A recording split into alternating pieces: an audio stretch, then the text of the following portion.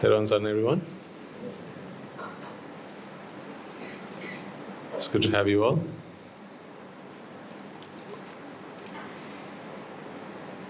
And hopefully you're as happy as I am to be here.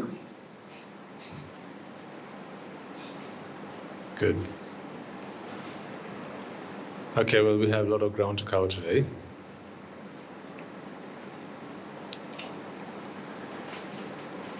I think we have some new faces in the audience as well.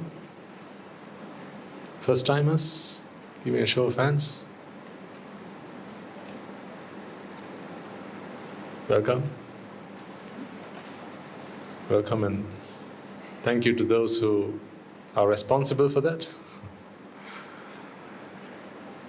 Usually it's not for very long that someone keeps coming here all by themselves.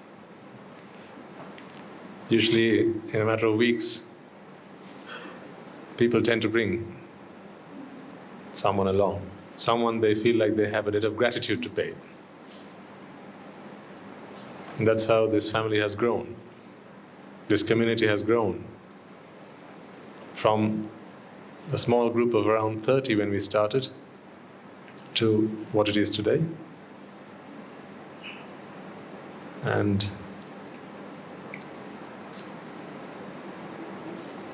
that is what makes all the difference.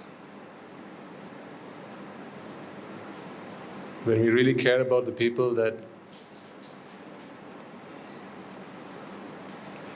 are in our lives, we want to give them the best that we have. And the best things in life are to be given freely. That is why the Buddha's teaching is always free, now and forever. It's a gift. It's the gift that every man, woman and child deserves to have, because it is the truth. The Buddha embodies the truth. When you think of the Buddha, I want you to think of the truth. That's what the Buddha represents. Becoming a Buddha is to realize the truth. So then from there on, it is the truth. He is the truth. By he, I don't mean the physical being. It's not the body. It's not the mind either. He encapsulates the truth. He represents the truth. Because Buddha is what he wanted for all of us. So as we walk on this path, we will all attain to the truth. And if you have been listening to these talks, or if you have been practicing the Dhamma for a while, if you have heard the truth, then you will have listened to it, you will have understood some of it. And to whatever degree you have understood the truth, you know that the truth is the answer to life's riddles, to life's problems. The truth makes you happy. The truth gives you lightness, freedom, liberation. The truth is the answer to all your problems. Soon you'll realize, if you haven't already, that all these problems that you seem to be riddled with, burdened by in life, are only there because you are yet to see the truth in those problems. A problem is only ignorance of the truth. That is how you might define a problem. Actually, there are no problems in this world. There are just solutions yet to be found. That's what a problem is. That's why what might be a problem to you today is not a problem to someone else, because they've already seen the solution. The moment you see the solution, the moment you discover the solution, there's no longer a problem. It's like a knot. Take a string and tie a knot. And the moment you see how the knot has been tied, that's it, the problem's gone. It's no longer a problem. A problem makes you feel heavy, gives you a headache. It bothers you, it annoys you, keeps you up at night, frustrates you. But the moment you see the solution within, you can relax.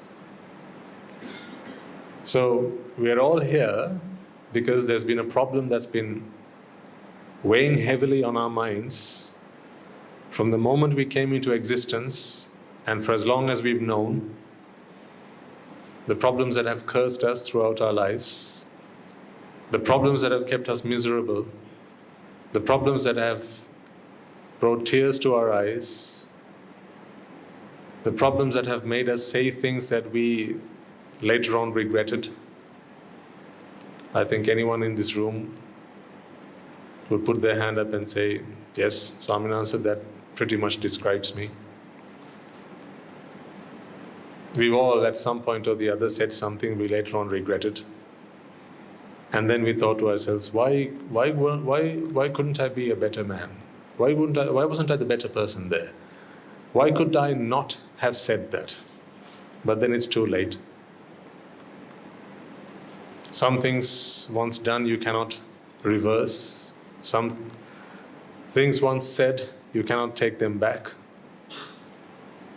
Some have a lasting impact, and the effect is there for now and forever. Some scars are never really healed. You know what I'm talking about.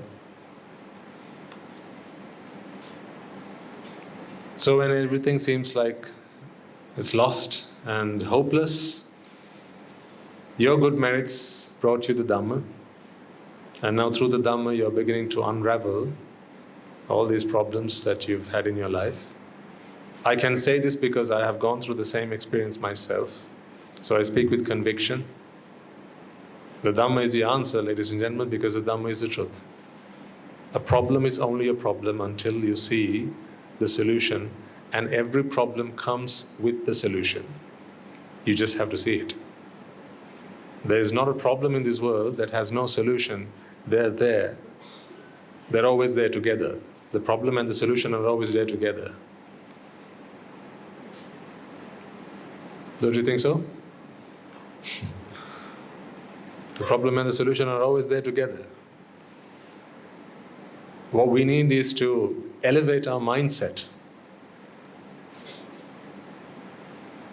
to see the problem or to see the solution behind the problem. And that requires some practice, it requires some wisdom, it requires a little bit of good luck. And that good luck is your good merits, nothing more. Noble companionship is always there when you need it. So, as we have all come together here today, looking for answers to life's problems,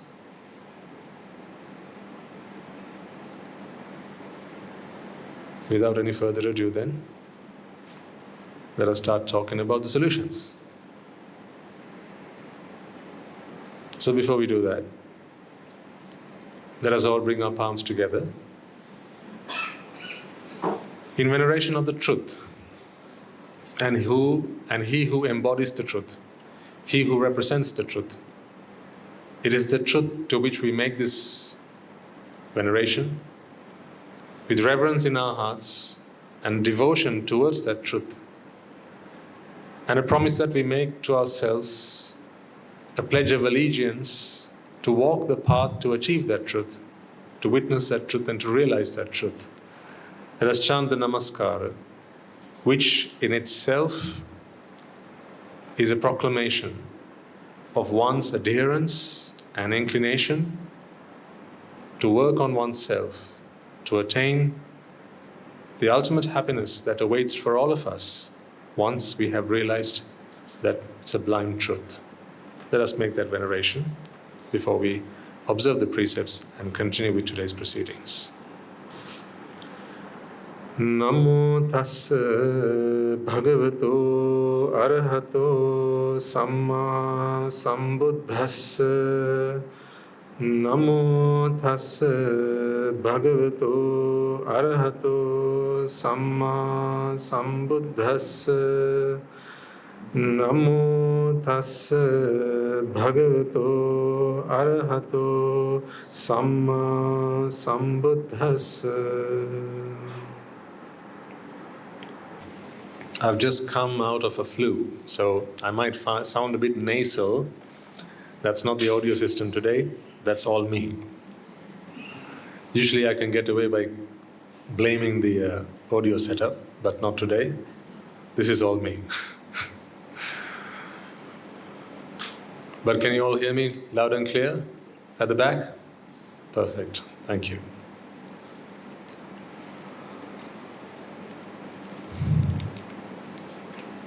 Okay. So last week, I hope all of you got to listen to the sermon if you were not here. I'm not sure whether that's a reasonable assumption to make though now. I'm wondering. Just give me a show of hands if you didn't get a chance to listen to last week's talk. There are a few. Okay, fair enough. Because today is supposed to be I wanted to continue from where I left off last week. But that's okay. We'll do a quick whistle-stop tour of the gist of what we talked about last week. I think it might be useful for everyone anyway, as a refresher.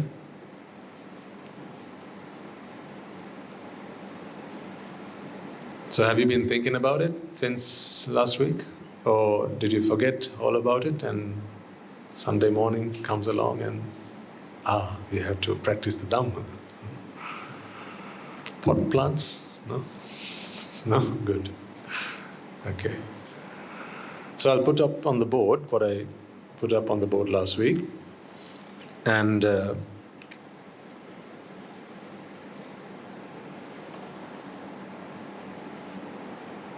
is a screen? You can see all that? Okay.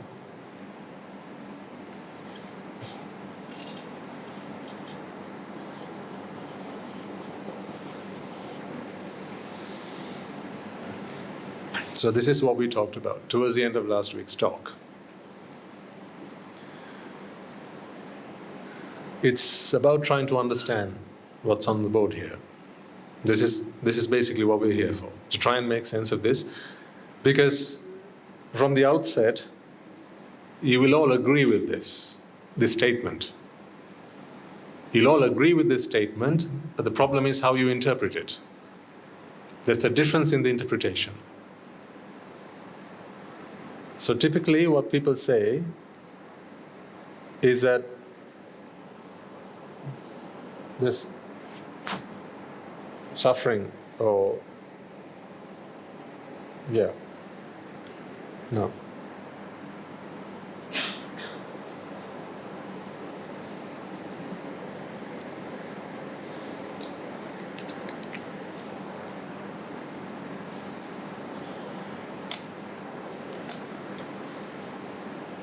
This is what usually people complain about. In other words, this is the noun and this is the what? The verb.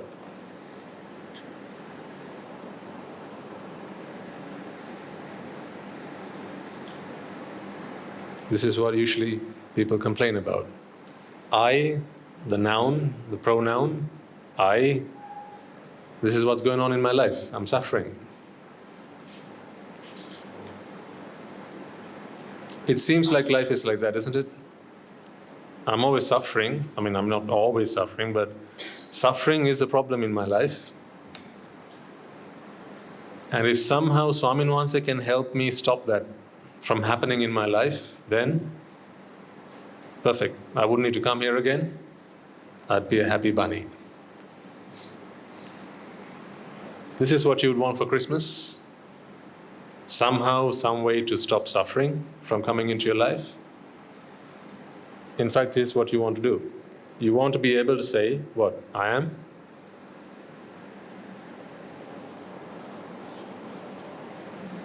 That's what you want to be able to say, right? I am not suffering. That's what you want to be able to say. You've come here asking me how to put that not in there. No? Yeah, that's what you've come here to ask me. So I'm going to say, how do you put that not in there? I'm suffering, but just need to find out how to put this 3-letter word. It's just a 3-letter word, not. How do I put that not in there? And then to be able to say that I'm not suffering. See, either way, this is still a verb. I'm suffering and I'm not suffering. It's still a verb. And this is the noun.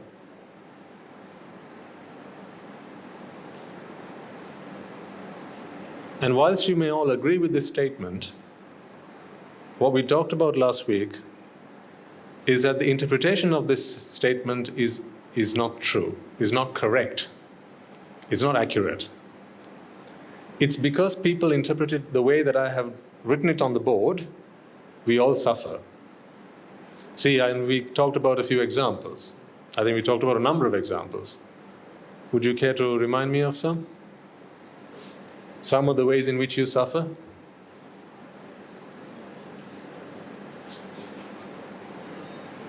Is the aircon okay? Anyone too cold? Yeah? Well, that's one then.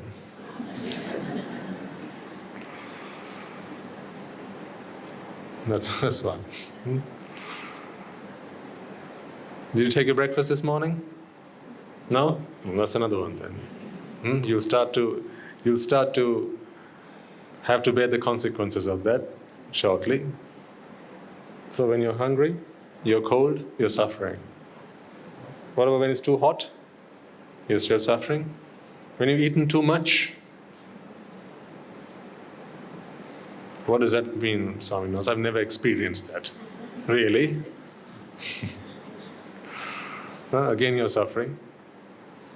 Then what else? Those are some of the physical discomforts. When a mosquito bites you, simple example, again you're suffering. When you hurt yourself, you stub your toe somewhere, again you're suffering. These are all verbs. Right? I'm okay. I'm all right. It's just that these things tend to happen to me. I'm going to take the knot out for a second. These things tend to happen to me, and that's the problem. And if only Swami Nugadanda can teach us how to stop these things from happening to us, then we'd be fine. This is what's in your mind. So, what about when you're poor, when you don't have enough money? Do you remember last week we said when you have more month left at the end of the money? Yeah? Then you're suffering. What about when you have too much money? When you have lots and lots and lots of money? Don't you think you're suffering then? Yes, of course. Now you're worried about what people might do to you. Someone might steal it, right? Then you have to make sure you have some kind of... You have to protect yourself and do things that other people might not have to. The average person might not have to do so much to keep their property, their assets safe. But you'll have to do that. What if you're ugly? None of you are, just saying. Right? What if you're ugly? Then don't you suffer? Right? Every time you look at yourself in the mirror or someone passes a hint at you. Someone says, we've got to go out today and, all the boys are going to be out there looking at us, right? It's just going to be such a hassle, all that attention. It's not like you have that problem. They look at you and say that. That's going to hurt you. That's going to hurt you because you're going to think that you're not pretty and you're ugly. That's going to be a cause for concern. It's going to be something that makes you suffer. What if you're too pretty? Then you get too much attention. Ladies, what is the right level of attention? That's the thing, right? Too much, too little. So you get too much attention, again that's a problem. Then you can't be alone somewhere, you're scared. Someone might hurt you, harm you. You're worried. You might attract the wrong kind of attention. And these are things that will always work on your mind. You can't get out and about. You can't get on public transport. Ask your parents, they'll tell you all about it. Ask your father. He'll tell you all about it. Ask your mother, she'll tell you all about it. How much they were worried and they had to look after you and take care of you and make sure that people are not going to crush and trample all over their beautiful flower that was you. So that's another problem. People have this problem. Then what other problems do we have? How else do we suffer? When you have an exam coming up, stressed, yeah. And then if you fail the exam, you're disappointed with yourself, again you suffer. If you don't get the job offer, you applied for it but you don't get it, suffer. If you don't get the increment that you wanted, the pay rise, suffer. What about the bonus at the end of the year? You kept your eye on it, you don't get it, you still suffer. And until you get it, you still suffer because you're worried, might I get it, might I not get it? All that, performance related bonuses and so on. Oh, there's all that to go. Then there's more physical discomfort, backaches, headaches, stomach aches, all those aches. Someone trying to get our attention or what? There's all that. Then if someone shouts at you, accuses you of something that you haven't done, particularly that makes you suffer. You don't like it when if you get cheated on.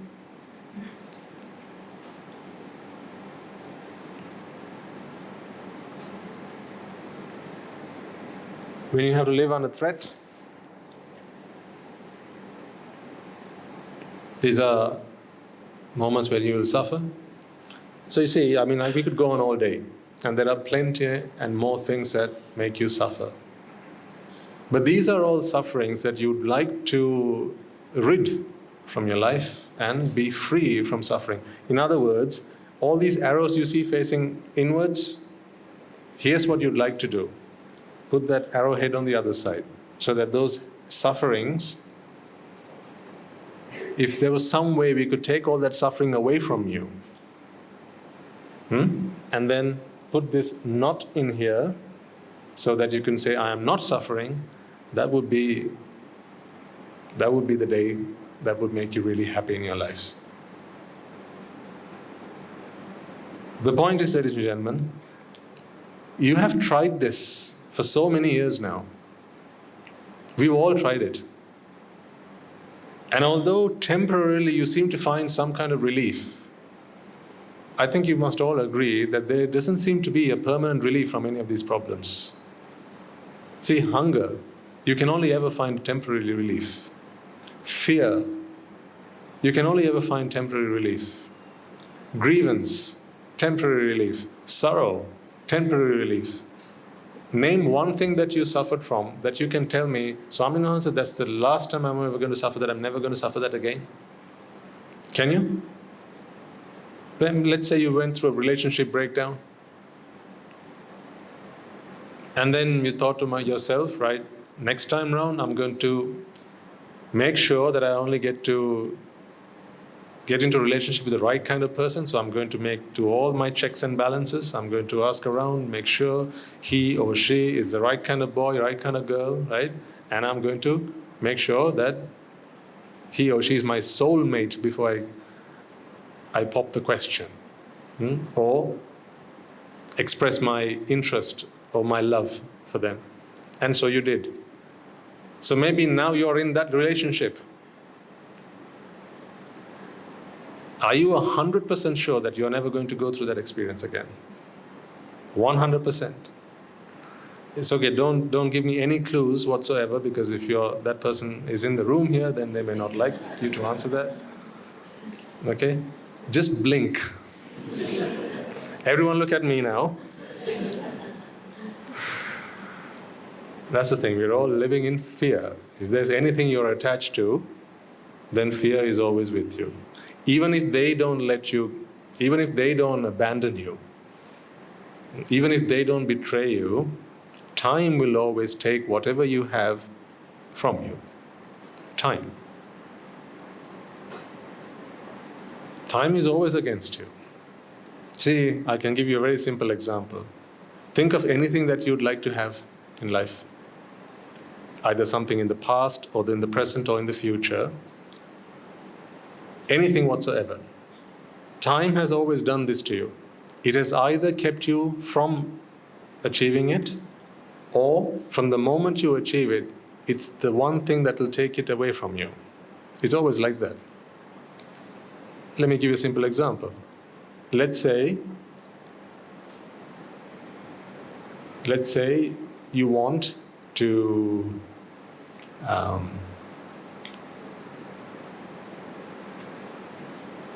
100 examples flood through my mind right now. I'm trying to pick the right one. Let's use a relationship example. That's not a bad one. Let's take a relationship. Let's say you are interested in someone and you want to get into a relationship with them. Okay? So initially it all starts off with, the odd glance, it's like right before you start talking to them, you're attracted, then you go and talk to them, right? And then now you want to be with them. You want to spend time with them. And whenever you want to do that, time always is the distance between you and them. So say, for instance, you only see them on a Saturday. I hate to take Sunday morning as an example. I hope not. I really hope not. So let's take Saturday just to keep on the safe side. Okay? So let's take Saturday then. Wait. Not at the monastery. Friday. So let's take Friday then, right? Because Saturday you're at the monastery. Sunday you're here. I don't want to take those 2 days. You're here for something else, not that. Okay? So, Friday. Let's say you're waiting for Friday because Friday is the day you get to meet them, him or her. So now, today is Monday. Then you got to wait Tuesday, Wednesday, Thursday, and then comes Friday, right? So between now and then, the distance between you, the two of you, is time, isn't it? Time has to fly. That's why time seems to take forever. When you wait for something, it tends to stretch and expand, and it's like it takes forever. A day feels like a week when you're waiting for something. So you wait Monday, you wait all day Tuesday, you wait all day Wednesday, you wait all day Thursday, and finally Friday comes along, and then you get to be with them, right? You meet them, you see them, you go for a coffee, you sit down, and you have your chat. Now, from the moment you have met, what's time doing now? It's ticking down again, isn't it? From the moment you have met, time is going to do what now? Part the two of you. Because from then on, you'll be watching your clock. Oh, time's ticking. Now you want to stop time. Now you want to stop time. Now time flies. While you were waiting for it, time was very slow. And now that you have it, time flies. Time is always against you. See, so now that you've met them, today is Friday morning, let's assume, and you can be with them for 2 hours. Now you're always watching the clock, hoping that those 2 hours will last forever. But you look again, and what felt like 15 minutes is already 2 hours gone. And then you have to say goodbye, and you know that the next encounter is going to be again next Friday. So then you have to wait. Then you're hopeful. Hopefully Guru Handru will say something to make my mind up. Right? So you come to the monastery, then you come here on a Sunday. Hopefully Swaminasi will say something to help me make my mind up. Right? You have to get by now until next Friday. So you see, all of this is suffering. Either when you have to wait for it, or once you have it, the threat, the fear that it will be taken away from you. This is all suffering, ladies and gentlemen. And this is why you've tried all your life to try and free yourself from this suffering. But nothing seems to have worked so far, and you know that. That's why you're still looking for an alternative solution. you still have a problem because you've not still seen the solution. That's why we wanted to redefine this statement. And that's what we did last week. So how did we redefine it?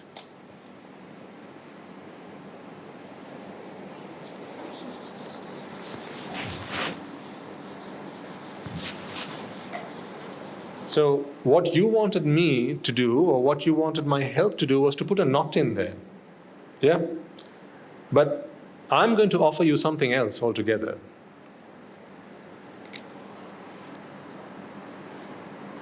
You wanted me to do this.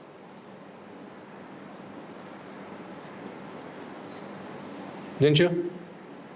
In fact, you came here looking for me to help you do this into your verb. My proposition to you is, let's consider the fact that this is not what I'm going to offer you, but actually, what I'm suggesting to you is, this itself is a noun.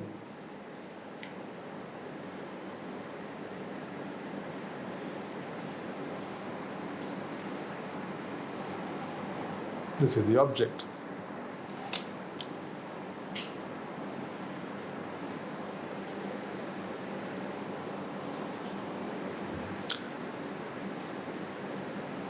What is suffering? I am suffering. Let me actually draw it out this way. I'm so sorry, didn't mean to do that. There we go again. Oh, okay.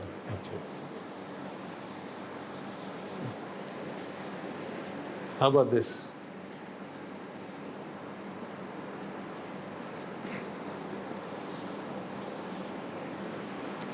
Does that make sense?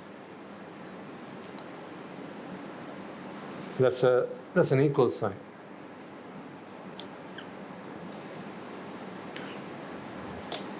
This is what I propose to you.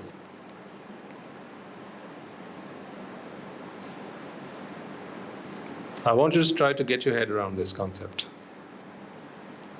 It is not that you exist and then suffering happens to you. We are going to turn it on its head altogether, and I'm going to propose to you, this is what I propose to you, that this that you call suffering, this experience of suffering that you're talking about, that is actually your experience of a self, your identity, your ego, yourself. This I that you refer to as yourself, that is what suffering is. So it's not that there's I and I'm all good and then suffering happens to my life. That's not the way I want you to look at this from here on. What I want you to understand is this perception of self that you have, all of you in this room will perceive that. You all feel an I, don't you all feel an I? That's why you have a noun for it, you have a word for it, right? We all use that word, I, or in whatever language you speak, you have a word for it. Every language has a word for it. We only have words for things that we perceive. We don't have words for things we don't perceive. So of course we all perceive a sense of self, and that self, which we refer to as I, in other languages we have other words for it, that is, by definition, what suffering is. So when the Buddha offered the Four Noble Truths, here's what he says. This is the first noble truth. Idang dukkha. When he says idang, he says this. Idang in Pali is this. This is suffering. So, now perhaps until today you might have wondered, when the Buddha says this, what is he referring to? This? This is suffering. What is this? Is it this, that? What is he referring to? Perhaps you assume that it was all those arrows we drew on the board earlier. Those were the things that he referred to as suffering. No. What he refers to as suffering, this is the this that you all have.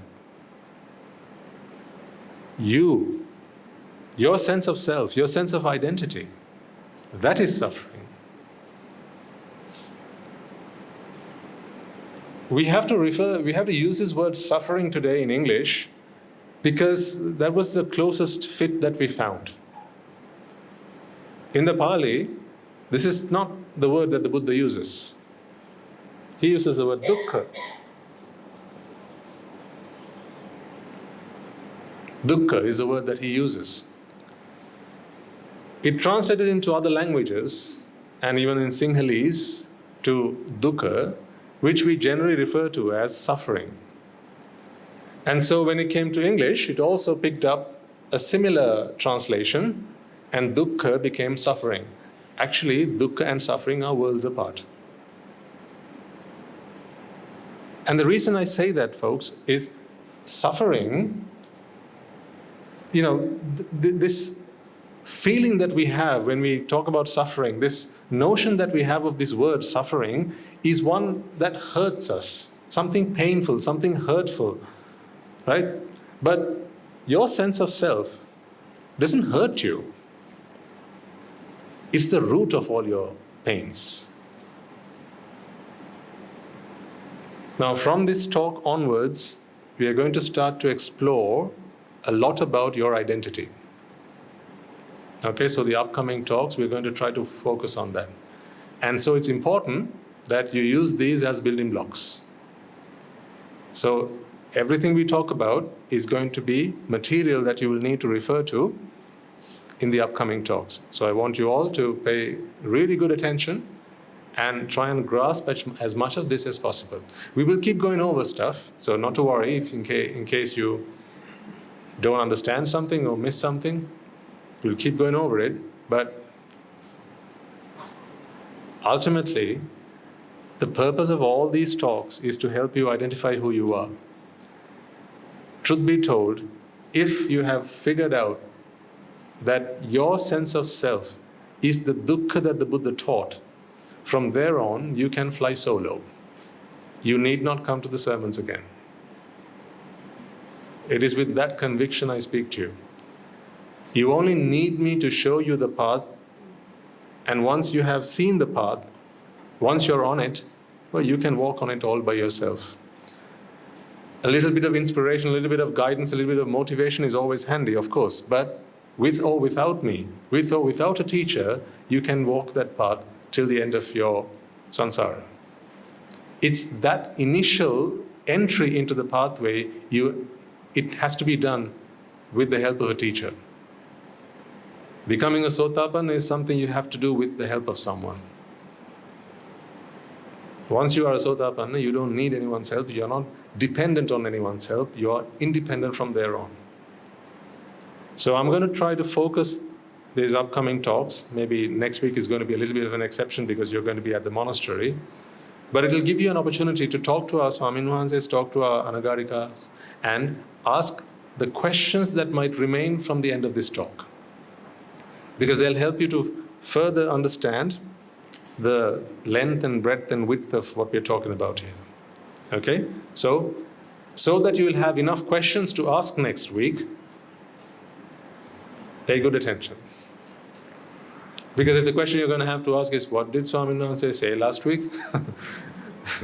Then you can do better than that. So I want you to really pay attention. And I'm going to try to give you as much detail as is necessary to help you work this out. Right. I have a bunch of videos to show you today as well, because it will help you to make sense of all this. But we'll get to it in just a moment. Once again, here's the concept I want to try to get across to you. You all perceive a sense of self. Anyone here disagree with me? No, I mean, if you do, it's fine, because then I have to help you figure out exactly what I mean by that, a sense of self. It's quite simply who you refer to when you say I. I'm in love, I'm angry, I'm annoyed, I'm sleepy, I'm hungry. It's that I that you refer to Whenever you talk about yourself, that's the self I'm talking about here. I'll ask you one or two questions. This I that you refer to, when did you get to know this I? Think about it. Now, think of your best friend for a second. When did you get to know them? Maybe when you were at school. Maybe 10 years ago. Maybe just yesterday, and you've become best friends now. But you've not always known them, right? Your best friend? You've not always known them. But what about yourself? This I that you're talking about. When did you get to know them? From birth. Yes? You might actually not have known what to refer to them. In fact, you might not have known that this I that you've been feeling is called I. Because that only came after you acquired language. Make sense? Yes? But you still sensed it. So as a kid, as an infant, you would have felt all those emotions, well, at least several of them. You had no way of referring to yourself as I, but later on you picked up language, and now you know that this sense of self, we have a name for it. So now we have the pronoun I. And then for every other I, what do you call them? What about every other I in the room? He, she. Yeah? He and she. What about all of the I's together? We, that's we. And these I's versus those I's, that's we and they. So let's say we split the room, half and half, right? Each one of you individually is a who?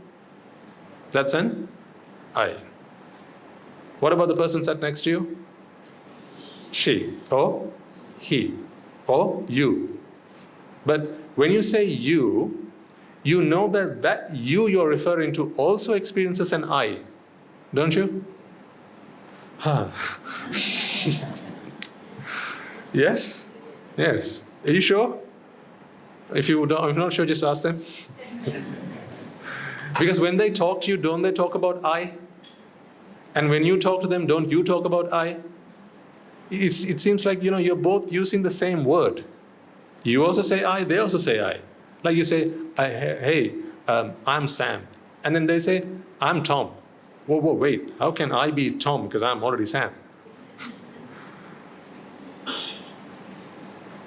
You know that's okay that you can speak like that, because although to you, you're I, and to them, they are also I, when you refer to each other, you use a different pronoun.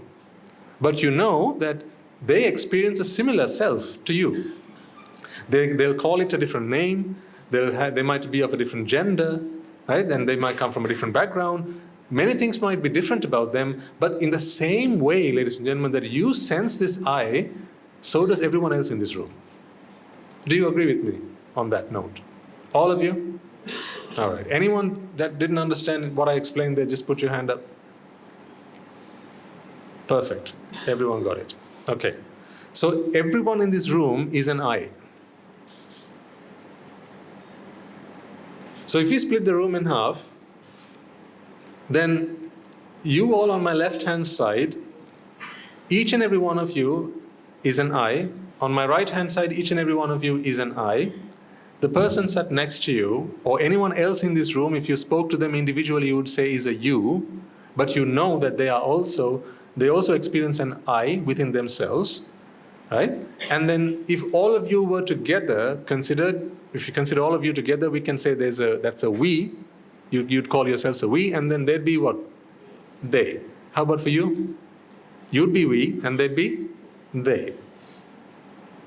Right? But still, it doesn't take away the fact that each and every one of you experiences the I. Okay. Whew. All right, let me take a sip of water. I need that.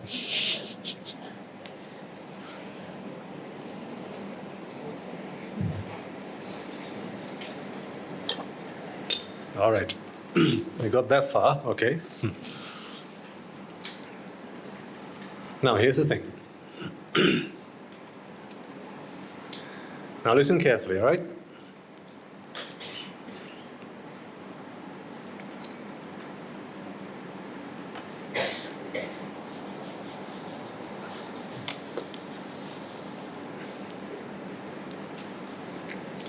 Let's take two of you randomly.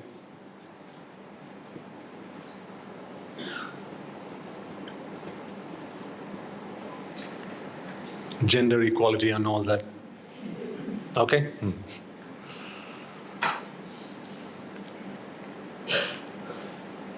So, what does she experience about herself? Right. What does he experience? Right.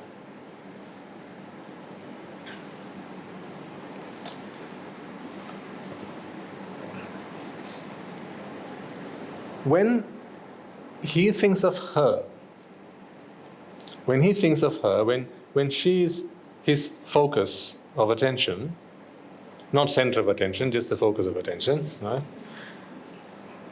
He thinks that she is a you. Yeah? And she thinks that he is a you again. Okay? If we talk about just one person for a second, in her world, there are now two people. Who are these two people? I and you. There's something that she knows for certain, and that is, I is not the same as you. She knows that, doesn't she? You know that you are not the person sat next to you. I mean, that's obvious, but I want to make a point. Okay? You know that you are not the person sat next to you. But how about this? Do you feel or do you think that when you sense an I, what do you think about the I that the other person senses? Now, I and you are not the same. But what about the I that he senses? What about the I that you sense or she senses? If we were to put these two I's on the table, I'm talking about the pure sense of self. Okay? If we were to put them on the table, taking away all the extra layers of information, such as the physical body, such as experiences, such as your knowledge of how old you are. You know that that's part of your knowledge, right? You don't come with that age, you have to remind yourself of your age. That's why you don't always think of your age. Do you? What is this? Huh? Pen. When you were thinking about the pen, were you thinking about your age? No, you see? What does that tell you then? This I does not have age built into it. It's a pure I. Age, your age is something you have to remind. You have to take it from memory. Do you understand what I'm trying to say? Yeah? So okay, what's this again? Okay, were you thinking about the fact that you are a man or a woman? Your gender? No, then do you think that gender is part of your identity? No, you see? You have to remind yourself of your gender. Meaning it's not part and parcel of your identity. They're very discrete things, ladies and gentlemen. Although we feel like all of this is me, it's not really.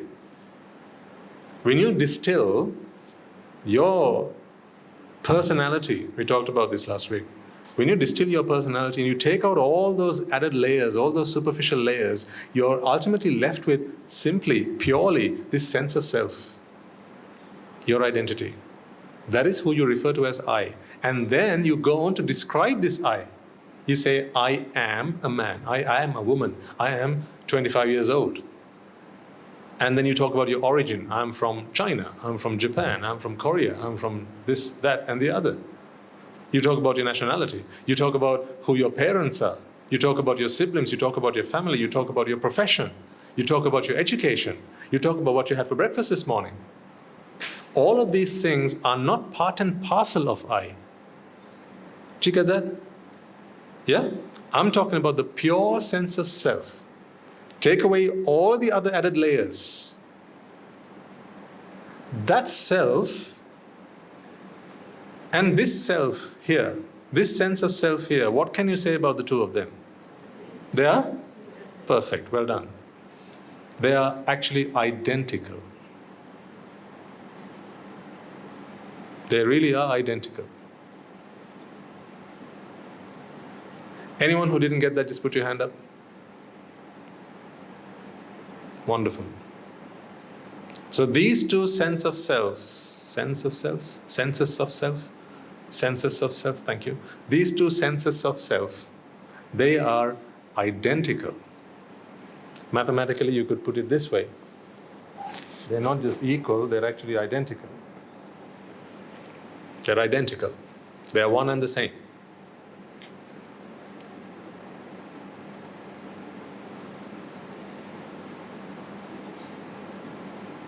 Okay. Now, I want you to consider this.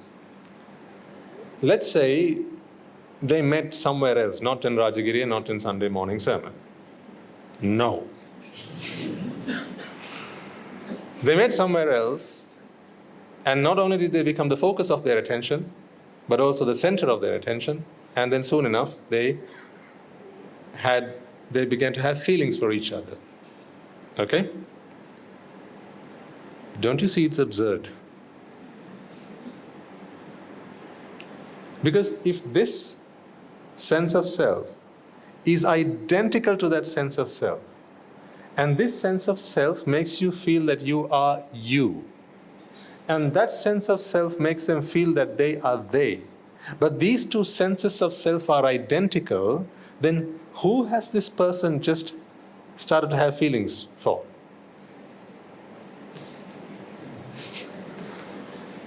Huh?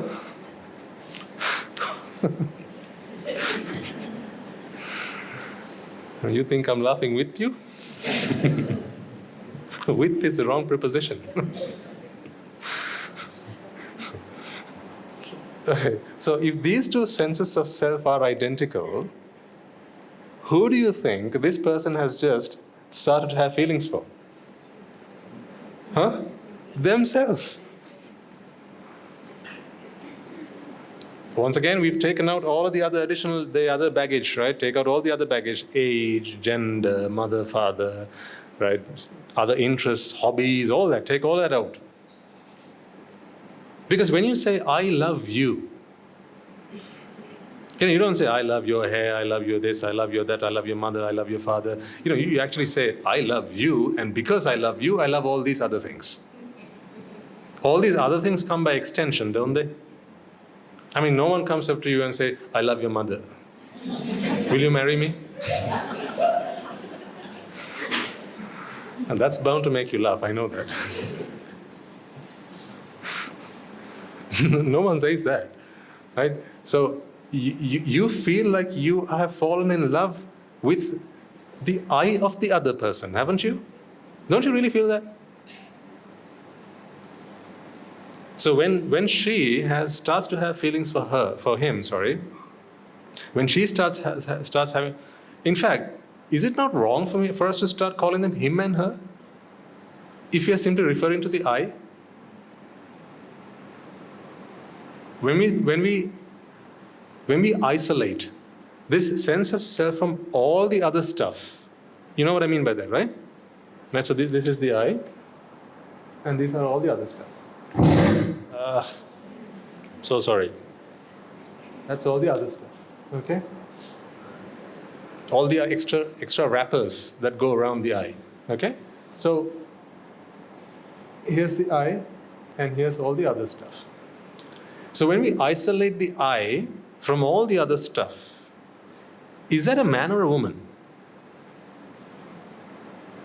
So should we refer to them as he or she? Okay, now we have a problem. Right? Okay, so when you say you have fallen in love with someone, let's call her she for the time being, because you can't call her her, you can't call her she unless you include all of the other stuff that goes around the I. Agreed? Yeah. And you can't call him or he unless you include all the stuff that goes around the I. So if you take out all that additional stuff, all those extra superficial layers, now you are left with pure I. Male or female? How old? What origin? Dark or white? Well, you see now.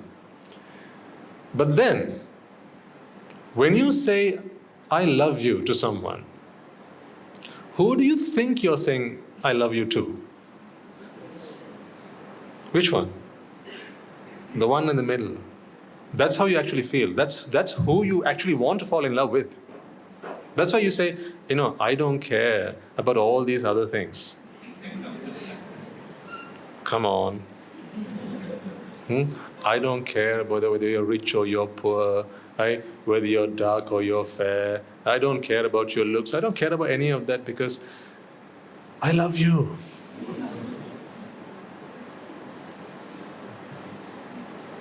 My soul has fallen in love with your soul, right? These are the things that you tend to say. Because I know, you want to fall in love with that person there. Because you want to tell that person, I don't really care about all this other stuff. I truly love you.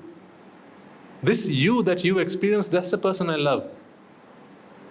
But the problem is, now we have a conundrum. Because once we take out all those layers, you and that you are both I's. So you might as well love yourself. Why would you want to get married to or fall in love with another one of you? It makes no sense.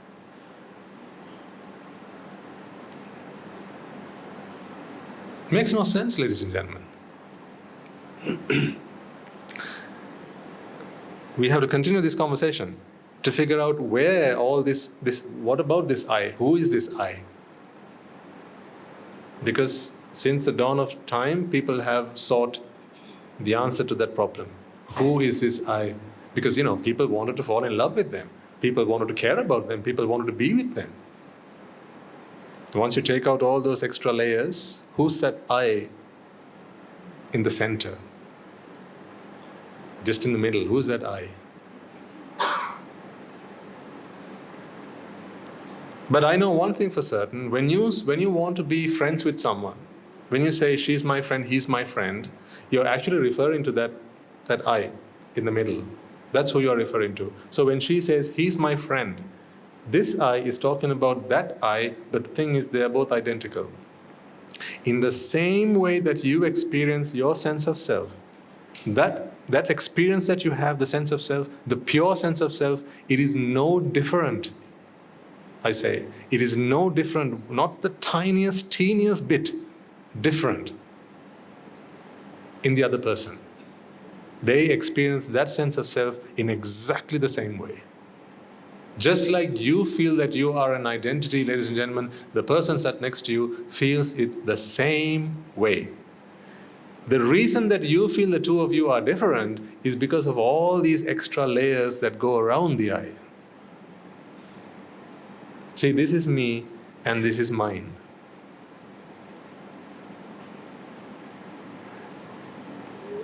Which one's the right way to ask this question? What is you age or what is your age? What is you age or what is your age? Which one's the right question to ask? Grammatically? The second one, right? So if it's what is your age, then it cannot be you. It has to be something that belongs to you. Yes? Okay. How about gender? What is you gender? Or what is your gender? What is your gender? So if I ask the question, what is your gender, then gender cannot be part of you, can it? It has to be something that belongs to you. It's like, what color is your car? Or what color is your car? Which one's the right question? What color is your car? Which one is your house or which one is your house? Which one's your house? Do you see that all of these things are not part and parcel of you, but just things that have come into you? They are things that belong to you. They are attributes about you, but not you. So really, when we consider just you and you alone, none of these things are yours. None of these things are you. You are purely you. Just you. Meaning just I. Does that make sense? Yes? Okay. So your age is not you, your gender is not you, then what about body? So you go to the doctor and you say, "Doctor, eye back hurts." You say that? "Doctor, eye back hurts." What do you say? "My back hurts." What does that mean, my back? Why is it not I back? I mean, if you were in Old English, they say "me back hurts," right? That's Old English. But even still, they mean my back, not I am not the back. I have a back, and that back hurts. So the back is not you, you have a back, right? So is there a single part of your body that is you? What do you think? Is there a single part of your body that is actually you? Good catch.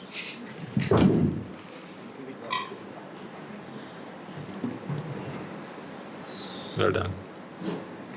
Thank you. It's a sensitive topic.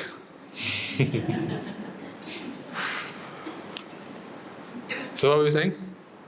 Body, yes. Is there a single part of your body that is you? All parts of your body are things that belong to you, or things that are with you. Whether they belong to you or not is another matter. I mean, this sense of belonging to you is completely and utterly a lie, ladies and gentlemen, because how come it's your heart if that heart can be transplanted to someone else and it will still work? How is it your kidney? If your kidney can be transplanted to someone else and will still do what it did in your body, how can that be your kidney? It's just a kidney. Yes? Yeah. So instead of saying this is my kidney, you can say this is the kidney that I have. That would be the more appropriate, the more accurate way of expressing yourself. This is the head that I have. Don't say this is my head. No, honestly.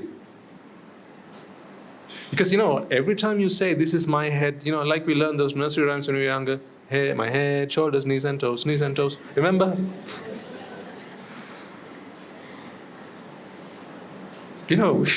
We spoiled our children and our teachers, they spoiled us because they taught us something that was not true. We grew up learning that this was my head, my knees, my shoulders, and my toes. Or my knees, head, whatever, in whatever order.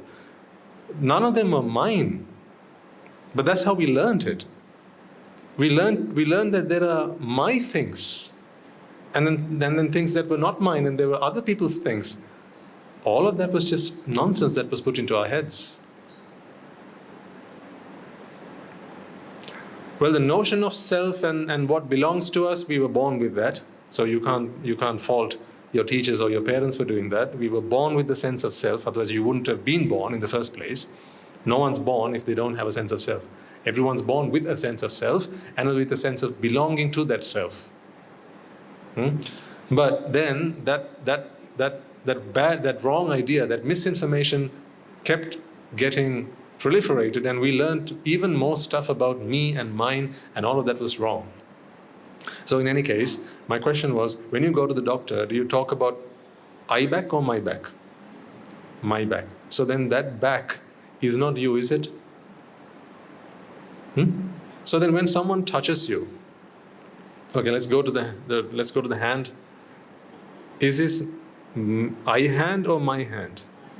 My hand. So when someone touches your hand, why do you ask the question, why did you just touch me? Is that right to say?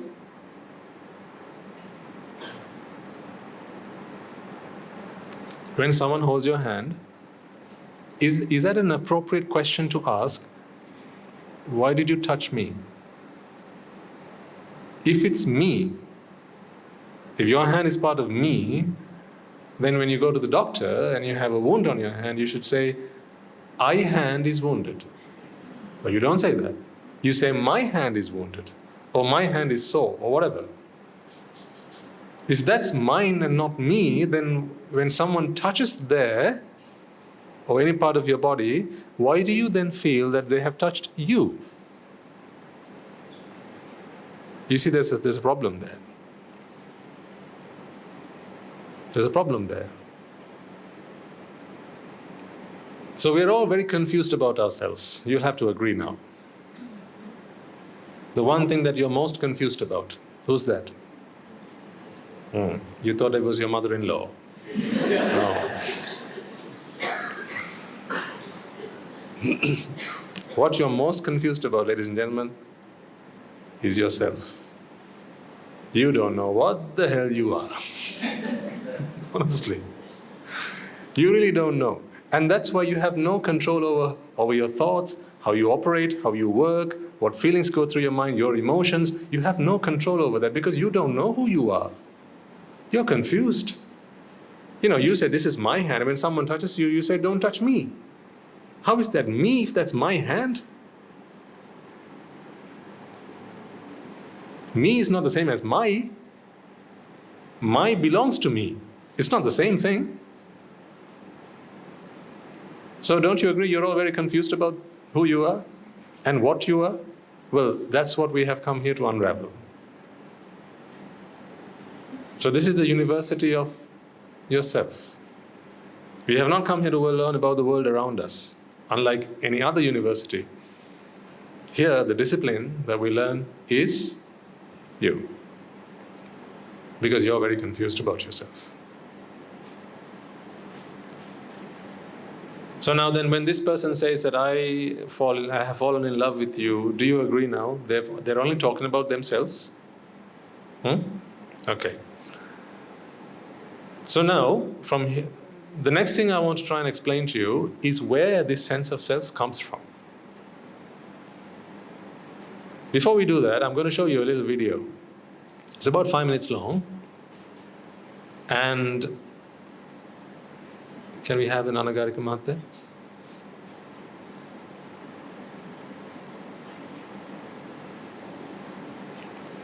So the video is about 5 minutes long, but this video, in this video you'll see some magic tricks. So I want you to just watch it. Don't think too much about why Swamin Maharaj is trying to show you these magic tricks. Maybe it's because I've given up trying to teach you the Dhamma. We might as well entertain you some other way. I want you to watch these magic tricks because what you'll see is after they show you the magic, they'll show you how they perform the magic. Okay? Any magicians in the house? None? Okay. So, yeah, someone's coming. So, you'll see a bunch of magic tricks and then they'll show you how they perform that magic. Okay? So I want you to observe. Just pay really close attention and observe. Observe the magic and why we call it magic. Where's the Anagarika?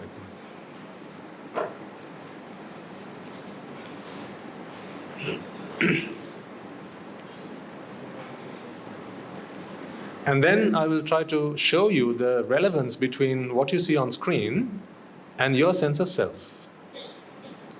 It's an analogy. So if you understand what you see on screen properly, you'll be able to transfer that learning from there to this. Because this is one of the toughest things to get your head around. It's because you've always lived with this. And the point I'm trying to get across to you is that the distinction between a self and a sense of self. For as long as you believe that you are a self, that you are actually what you feel you are,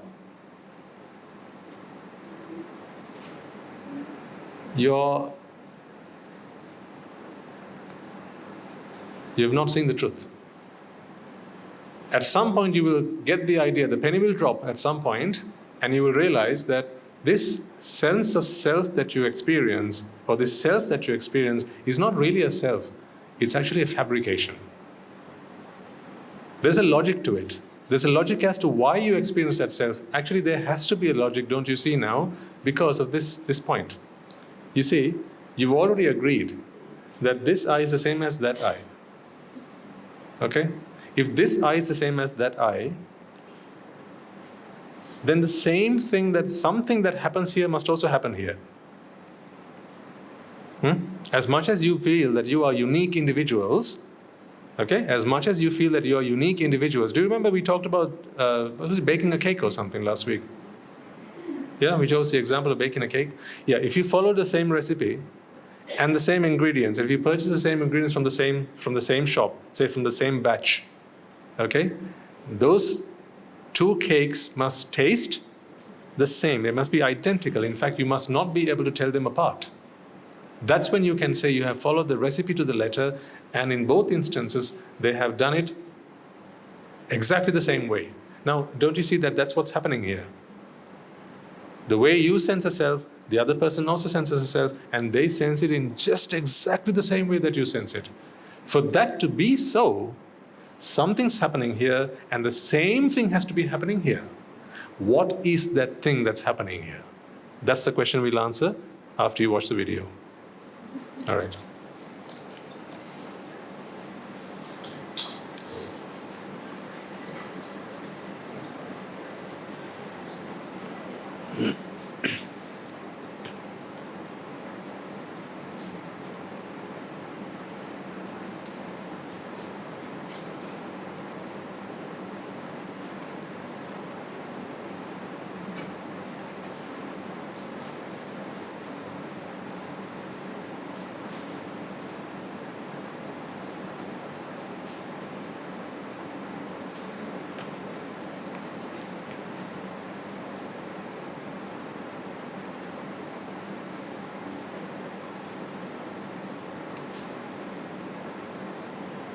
So he had a coin in his hand, he's rubbing his two hands together, and now there was only one coin at the beginning, but now several coins have fallen, right? So clearly that's a magic trick.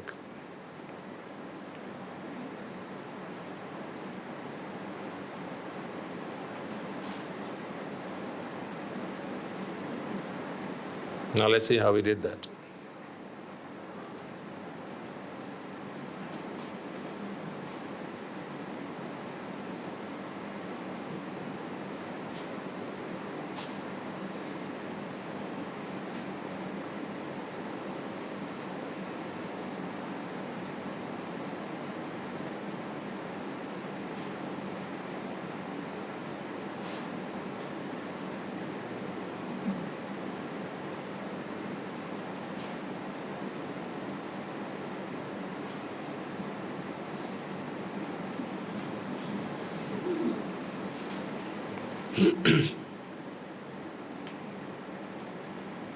Okay, pause for a second.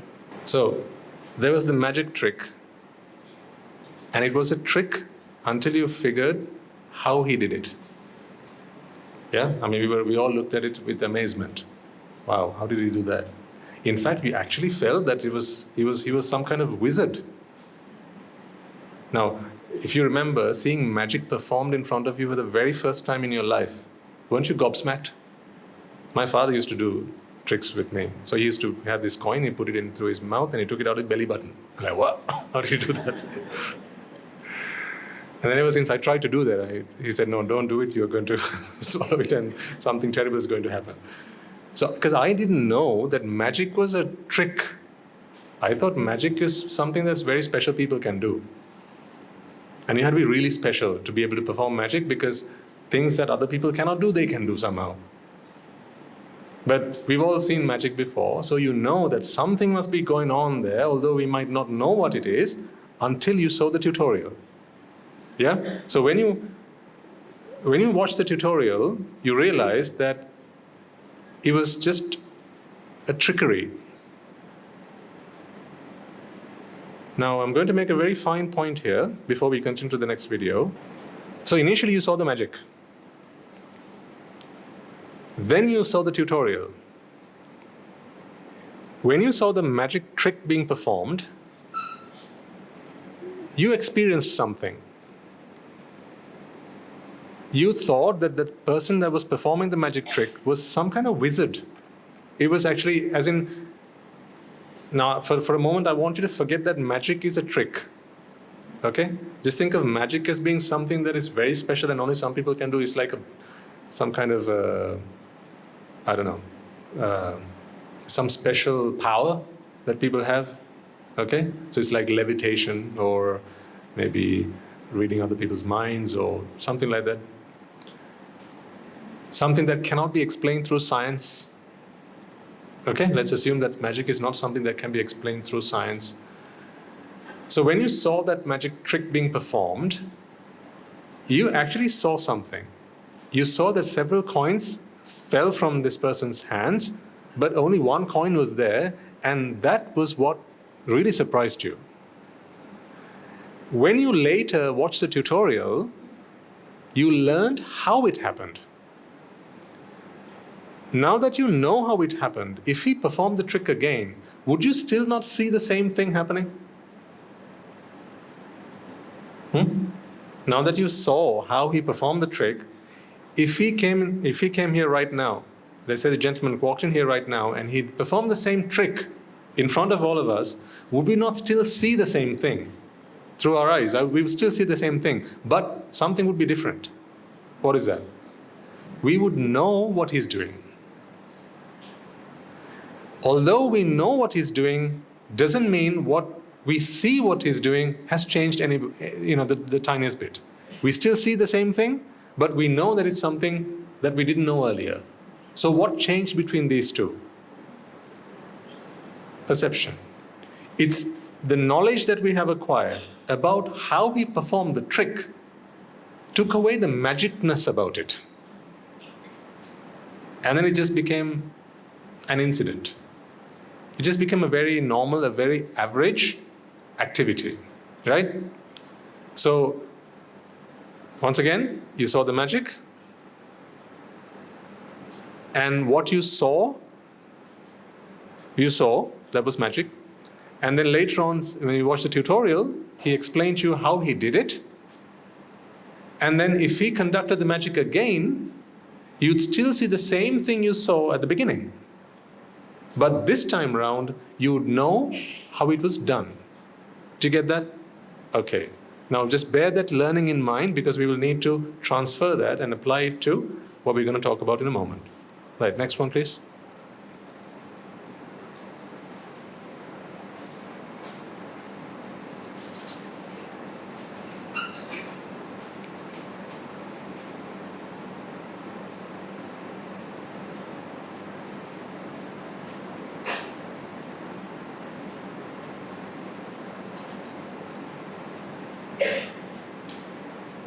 How do you think he did that?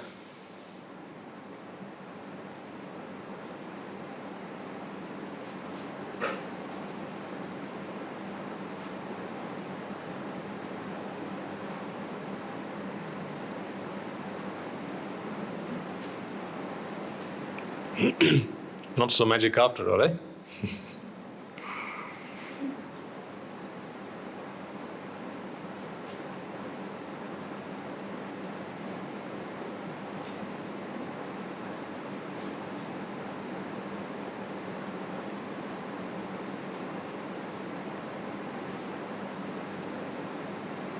Okay, pause for a second again.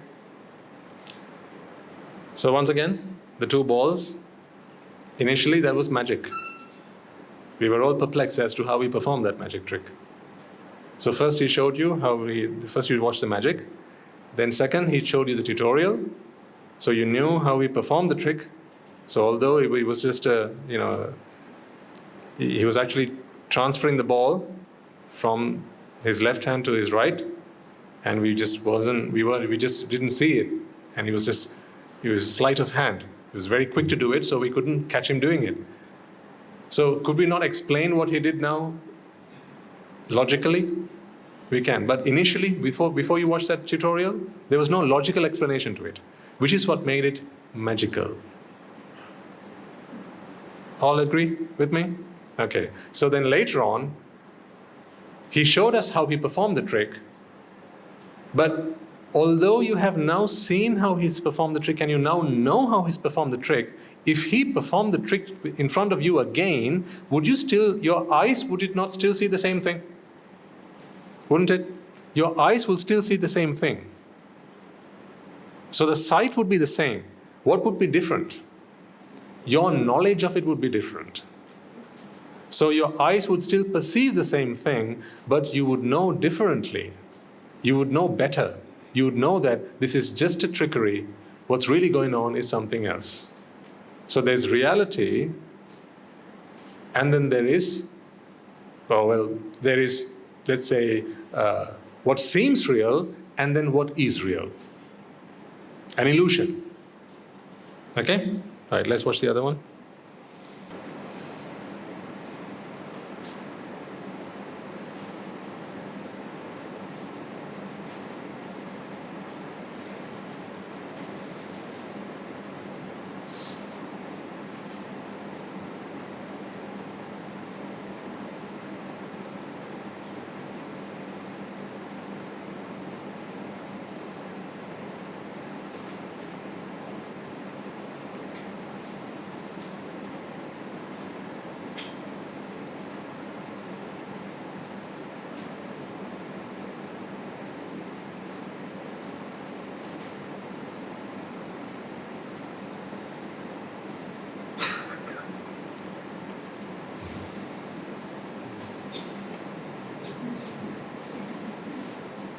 Come on, did that get you as well?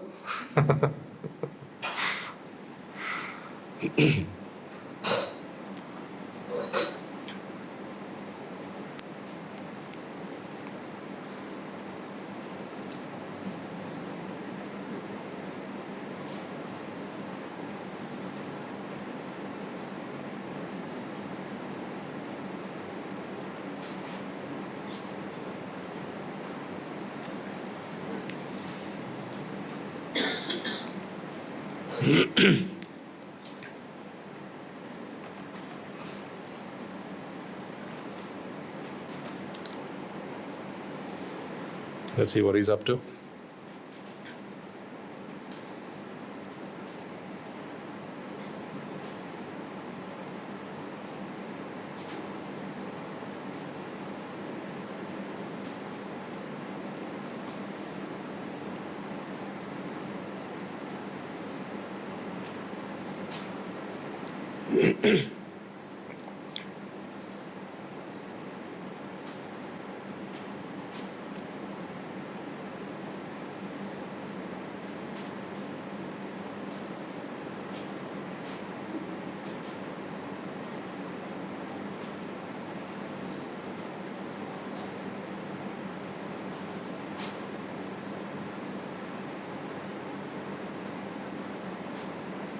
Okay, pause for a second.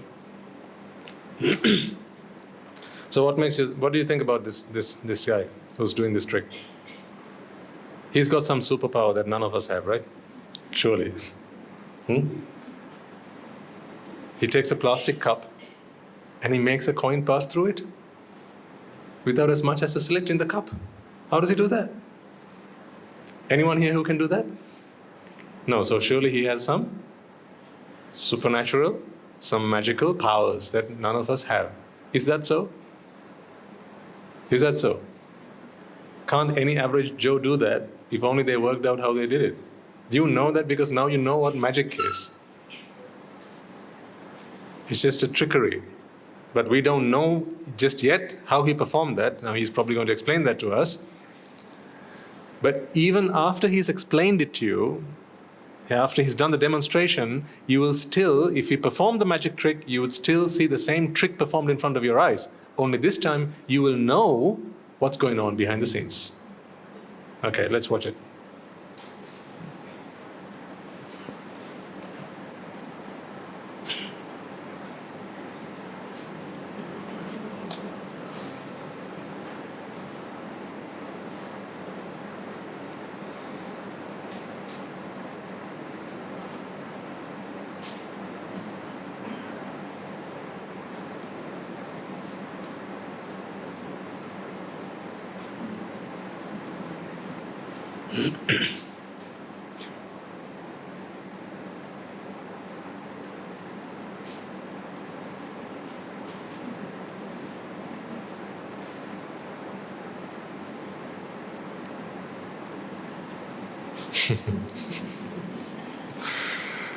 You failed to see that, didn't you? So is it magic anymore? It's not magical anymore, right? Okay.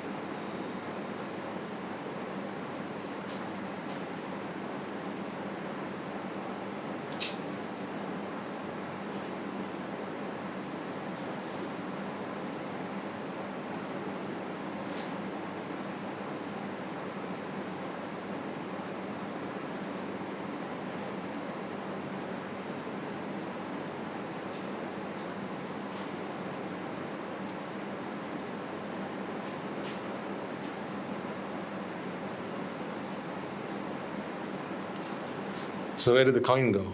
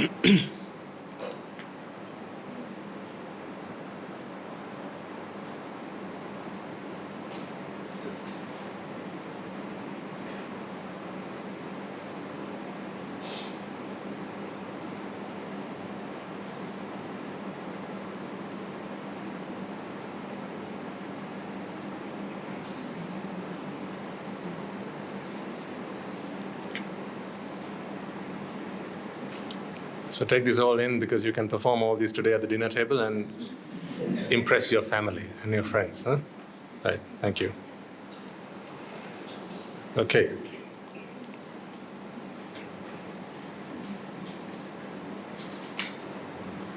So what was the point in us watching all those magic tricks?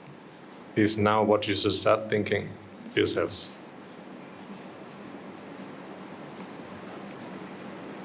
In all those tricks, here's what we learned. First, the trick was performed in front of our eyes. Then, there was a tutorial that showed us how the trick was performed. And then finally, the trick was performed again. Let me draw those three instances on the board.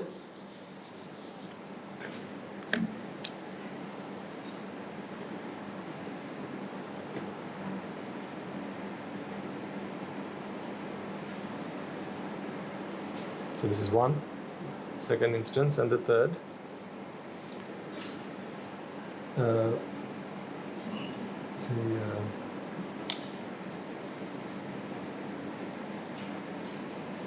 Can you see what's on the screen?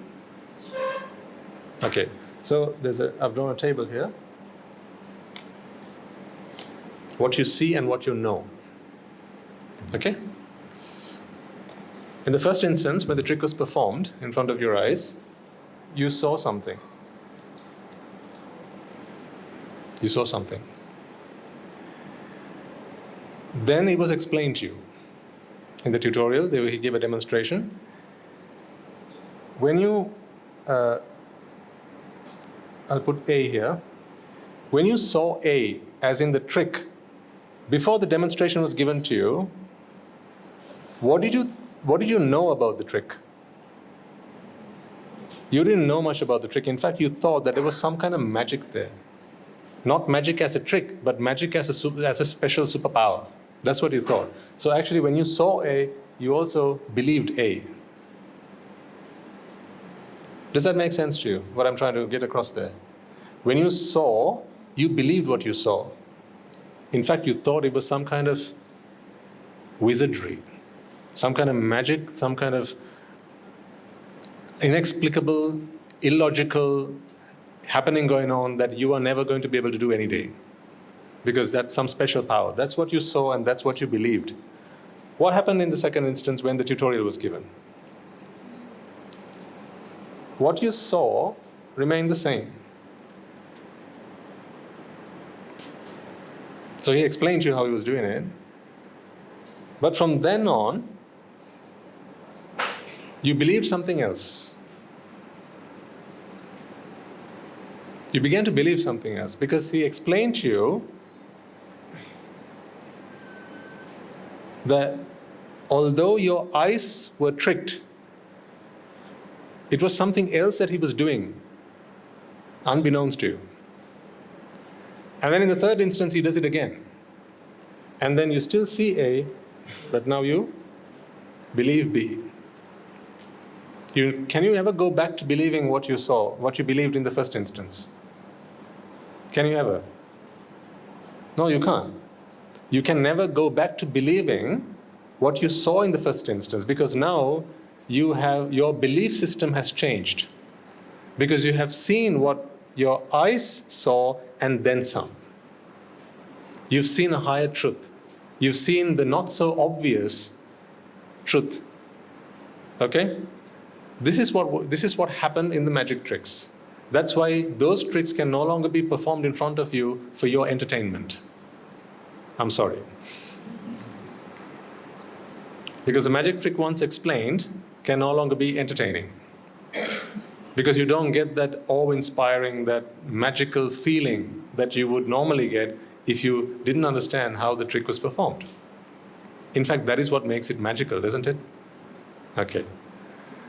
Right, now then let's connect this to what we were talking about earlier. Let's plug this information and relate it to what we were talking about earlier. We've been talking all day about I. We've been talking about I. You've always felt I, yourself. Throughout your lives, you've felt it. When you felt it, what did you know it was? What did you know it to be? You knew it to be I.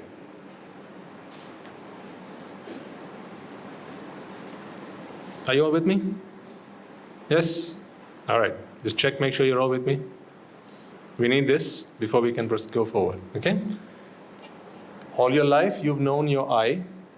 Although your friend you only got to know later in your life, your I, your sense of identity, you've always known. From the moment you experienced existence, you've always known it. And from the day you got to know, from the day you sensed your I, which was the day you were born, let's forget for a moment life before that. From the day you were born, you've sensed this I, and you believed it was I. In fact, you believed that you were an identity, you were unique, you were a person, you were different from everyone else. Right? This sense of ego that you've had. Ego is not necessarily a bad thing in this sense. I just mean ego as in you. That's what I mean here. So you believed what you saw, what you felt. Fast forward time, we started talking about I. And today we explain just a little bit that what you see cannot be what is real. Because your sense of I is the same as the next person's sense of I, is the same as the next person's sense of I. And if there are 200 people in this room, you all experience a sense of I, and those senses of I are identical. If that sense of I is identical, how can it be so unique? It cannot be unique. If something's unique, there can only be one of it. But your sense of I across all of you, ladies and gentlemen, is identical, meaning it is not unique. Meaning, there's a logic to it. You are not somehow some illogical, irrational creation of God. You are not a masterpiece, you are not some kind of special entity. What you are is logical. There's an explanation behind who you are, or rather what you are. This sense of self can be explained. This sense of self can be documented, can be outlined, so much so that it happens within each and every one of you, in the same way, leading to each and every one of you experiencing the same sense of self. It is repeatable, making it logical, making it scientific. So really, you are not an art, you are a science.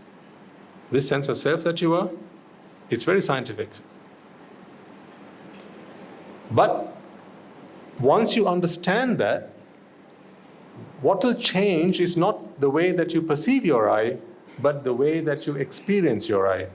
So what you have always perceived as I, you will begin to perceive, you'll begin to understand as dukkha. That's where the change is going to happen. Remember at the beginning I explained to you? Idam dukkham pubbyananusute sudhammesu chakkung udapadi is what the Buddha said. The Buddha explained the first noble truth was the first noble truth of dukkha, although today we refer to it as suffering. And then once this has been explained to you, so this is the explanation, this is the logic, this is the teaching. Once that teaching has been instilled in your mind, from then on, you will still experience the self, but you will understand it as dukkha. For how long? Until one day you will carry on with this, and then this sense of I, you stop perceiving that sense of I altogether. Your knowledge becomes your perception. The thing is, once you fully enlighten yourself, experience and realize this dukkha ceases to operate. So dukkha only happens until you understand what dukkha is. When dukkha happens in your mind, it presents itself as I. Now then tell me, did your understanding of the magic, the fact that it was a trick, have any bearing on what your eyes saw?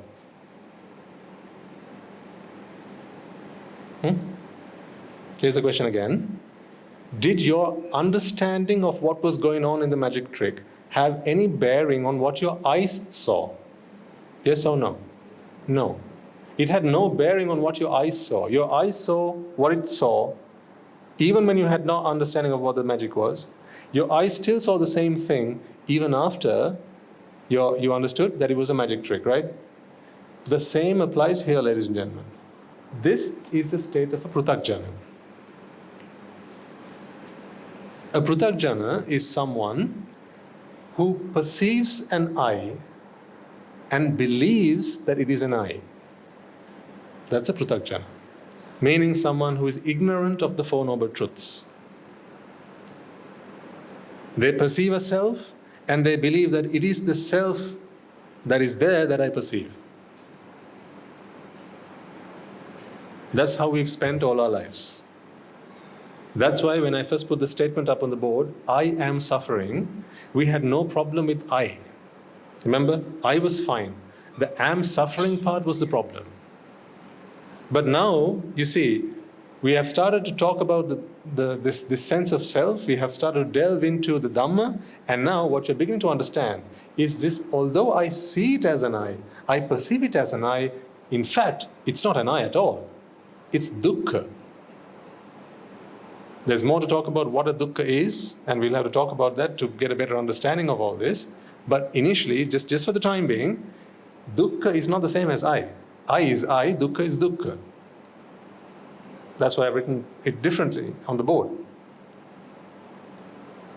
So once you get this understanding, you still perceive an I, but you understand it as dukkha. That is where your pruthagjana state stops and you become a sotapanna. That's where sotapanna starts. A stream enterer. Tell me, what is the stream that they have just entered? Why do they call it a stream enterer? They have, for the very first time, dipped their metaphorical toe into the stream of Dhamma, which helps them to now understand that what they have always perceived was not an I at all. It was dukkha. That is the stream that they have entered.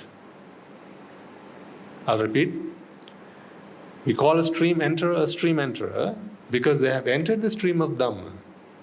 That stream leads to the ocean. This is the ocean. This is the ocean. This is the ocean. See? In this ocean, there are no eyes. No eye is perceived. But the understanding that what was perceived still remains.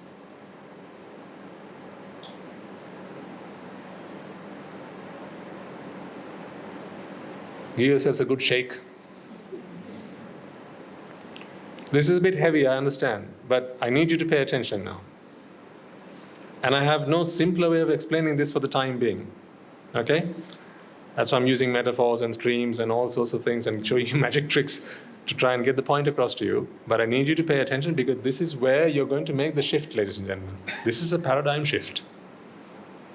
This is not difficult to understand. It's just a bit subtle, that's all.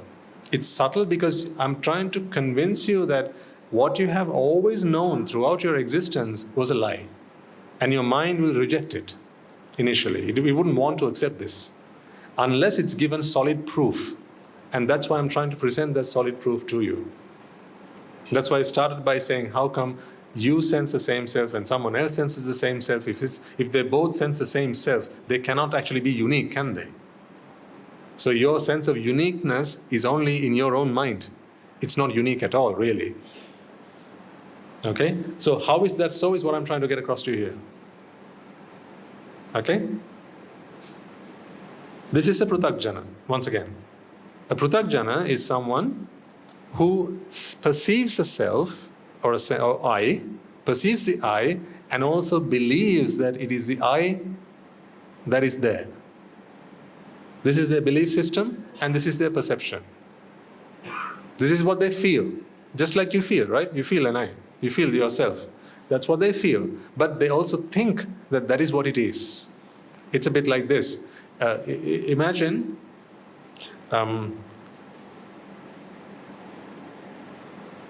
imagine you were given a pair of shoes, and when you put your shoes on, you feel something rubbing against your foot.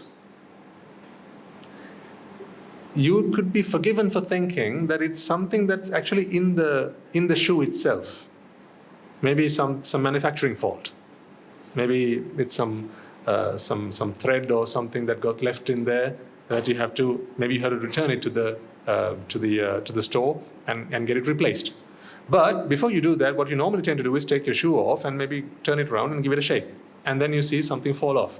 Just a small pebble, a little stone. Then you realize that it was not what you thought it was. And now you're free from that problem. You no longer have that problem. It's something similar going on here. You were born like this. This is the state you were born in. You experienced a sense of self, and you thought that it was actually a self. Next, you got to learn the Dhamma. When you learn the Dhamma, you learned the Dhamma, and therefore you learned that it was dukkha, not self. But that didn't stop the sense of self from still manifesting in your mind. So even the point at which you understand what I've just explained to you, ladies and gentlemen, you will still sense a sense of self. That won't stop immediately. So even if you've become a Sotapanna at some point, you will still sense a sense of self. It won't stop immediately. That requires more work. You will because you've only just entered the stream. Once you've entered the stream, now you should swim in the stream. And the stream will carry you towards the ocean. Once you get into the ocean, now what's going to happen is your understanding of the Dhamma will grow, it will develop, and your understanding of the fact that this is dukkha will mature. It will come to full maturity, and at that point what happens is this feeling or this perception of self ceases. So at that point, we call this a who? We call it an arahant. That's who we call an arahant.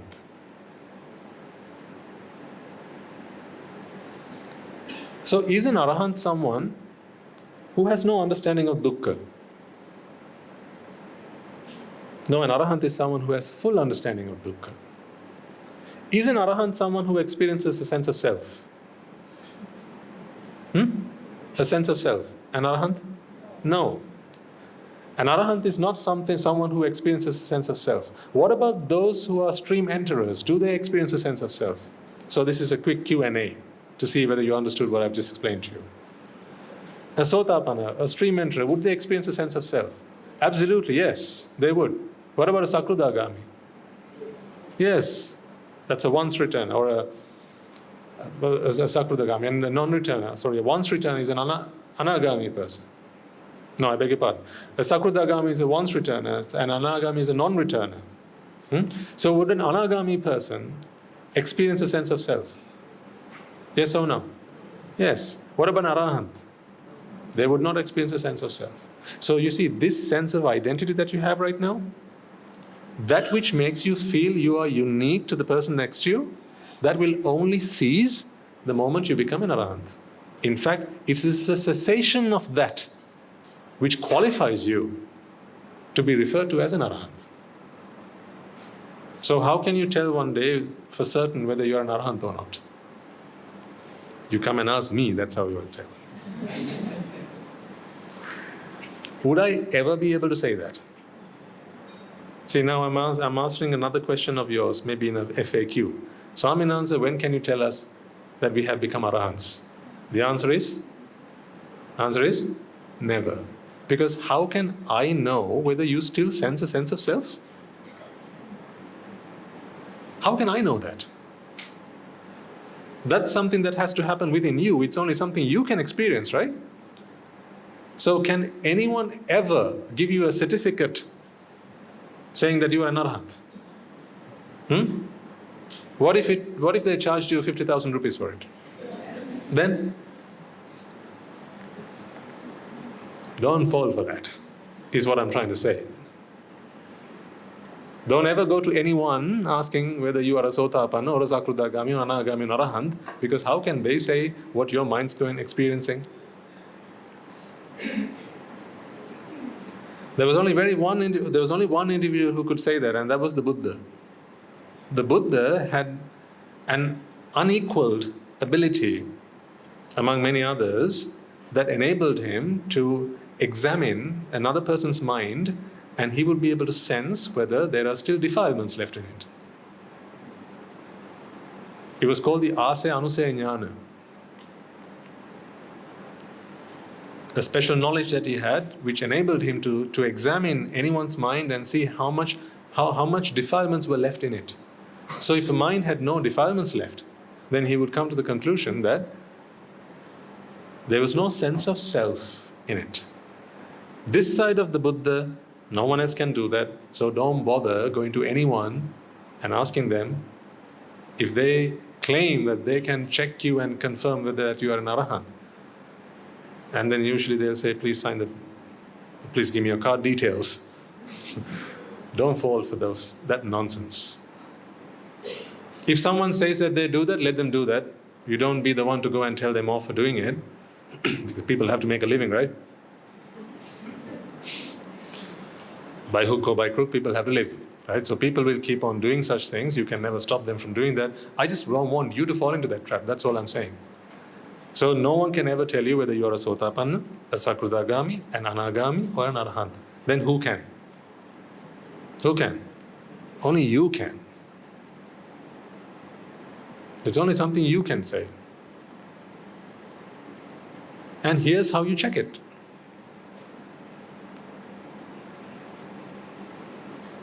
If you are a Pruthakjana, you will sense a sense of self, and you will know that it is the self that you experience. Like when you were watching the magic trick. You were watching magic and you thought it was magic.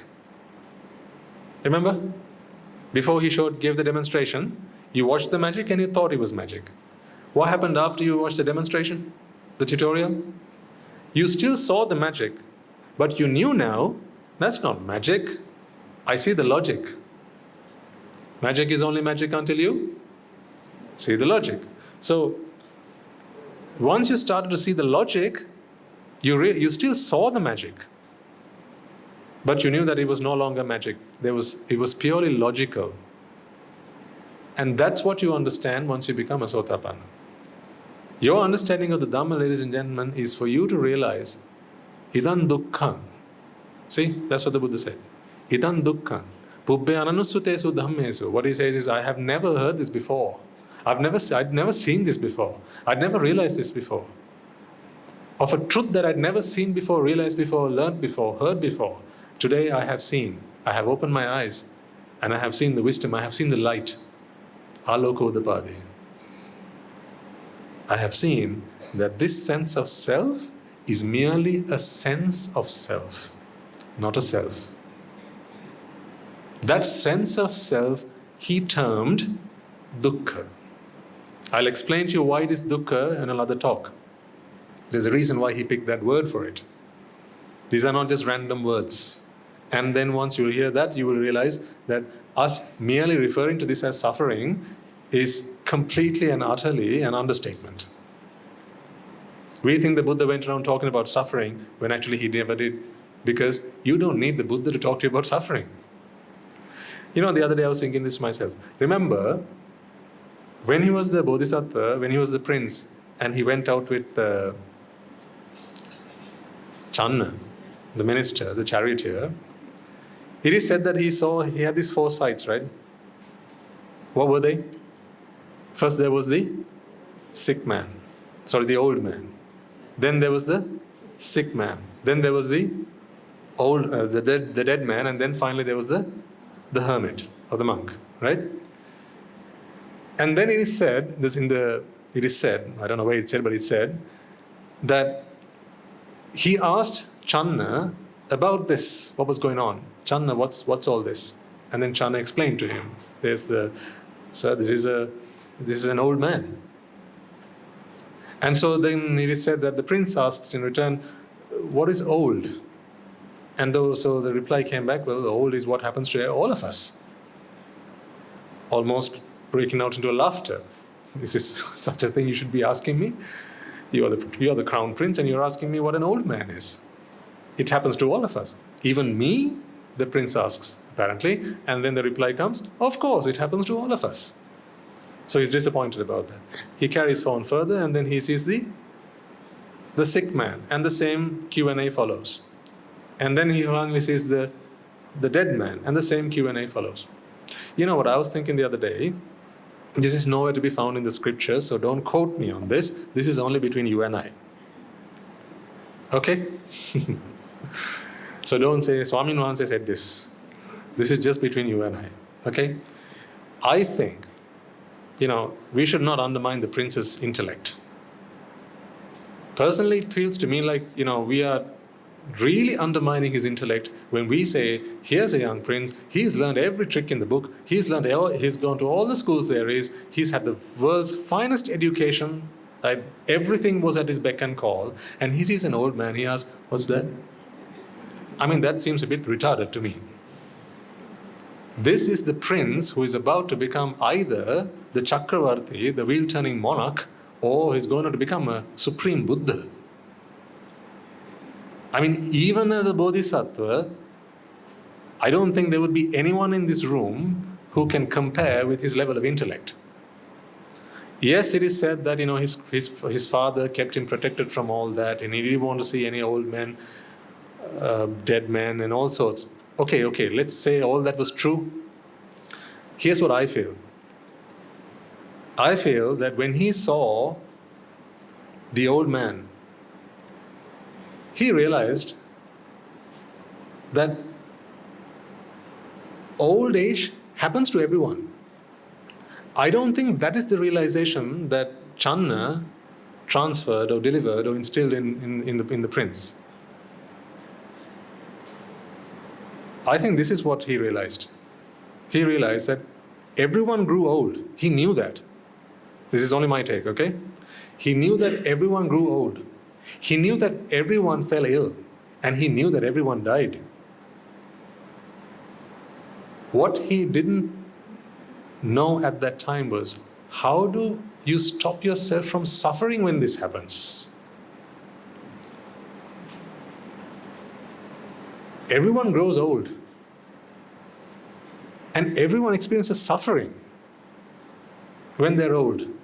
How does one stop themselves from suffering regardless of old age, regardless of sickness, regardless of death? How does one stop the mind from suffering?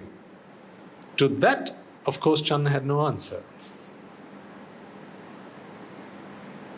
That's why Channa said, yes, young prince, everyone grows old. In other words, everyone experiences the pain, the suffering of old age. Everyone experiences he's talking about mental suffering here, ladies and gentlemen. Everyone experiences the mental suffering of sickness. Everyone experiences the mental suffering of death. So who's the hermit then? He's one who's trying to free himself from the mental suffering of all those things. Then that's the path I should choose.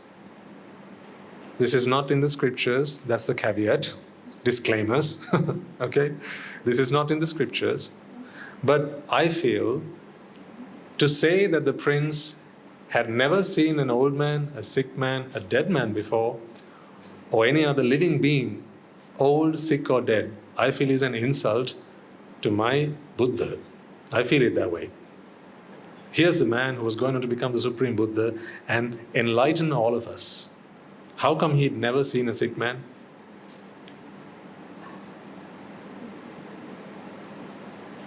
That's only a question. How come? That's not an answer. It's just a question. How come? How come he'd never seen a sick man? Of course, you could come back and say, no, Swami Nuhansa, he had never seen a sick man. That was how diligently his father ensured that there were no sick people, no old people, no dead people within proximity of the kingdom, and he was very meticulous about that, and there were no sick, dead or old people around. I'm happy to accept that as well. Okay, I'm not completely against the idea. I'm happy to accept that as well, but I feel we should consider the prince to be someone far more intellectual than that. I think the question that still remained in his mind was, Channa, if these things happen to everyone, how does one free themselves from the mental suffering that comes with that? Because I can see this old man, he's not only physically old, he's not just physically old, he's actually mentally suffering about the fact that he's old. That's what he saw. And the sick man, he was crying, he was lamenting, he was weeping. His body is sick. How come he's weeping? How come the mind is going through all that? And then there was the dead man. Of course, the dead man wasn't weeping, but there were people carrying him to the funeral pyre, and they were all crying, weren't they? So how come all these people are sad and sorrowful and grieving death? If it happens to everyone, shouldn't we find a solution to this? That was the question that arose in his mind. So the last sight he saw, which was the hermit, gave him confidence, gave him inspiration. Aha! So it means there are people out there who are looking to free themselves from these things. Then maybe that is the path I should choose. And then, as you know, the following day, he left. He left looking for answers, not necessarily how to stop old age, illness, or death. Not necessarily. Yes, to those as well, but not necessarily that. It was, how does one stop oneself from suffering mentally? The mental torture that comes with old age, sickness, and death. How do you stop that? That's what he discovered under the Bodhi tree. And here's how he did that. He realized that a mind never grows old. A mind does not have an age. It does not fall sick. And a mind does not die. But in the mind, because you have no understanding of the Dhamma, a sense of self appears. Once the sense of self appears, now you have an age. Now when the body is sick, you feel you are sick. Because I come in. When you are sick, when you go to the doctor, what do you say? Doctor, I am? Who is sick? I am sick. You actually feel that, don't you? You actually believe that when you say that, Doctor, I'm sick, I'm ill, I'm not feeling too well. You don't say, Doctor, my body is not feeling too well. You don't say that. Although you know it, you can't stop yourself from actually perceiving that this body and you are all one package, it's all, one unit.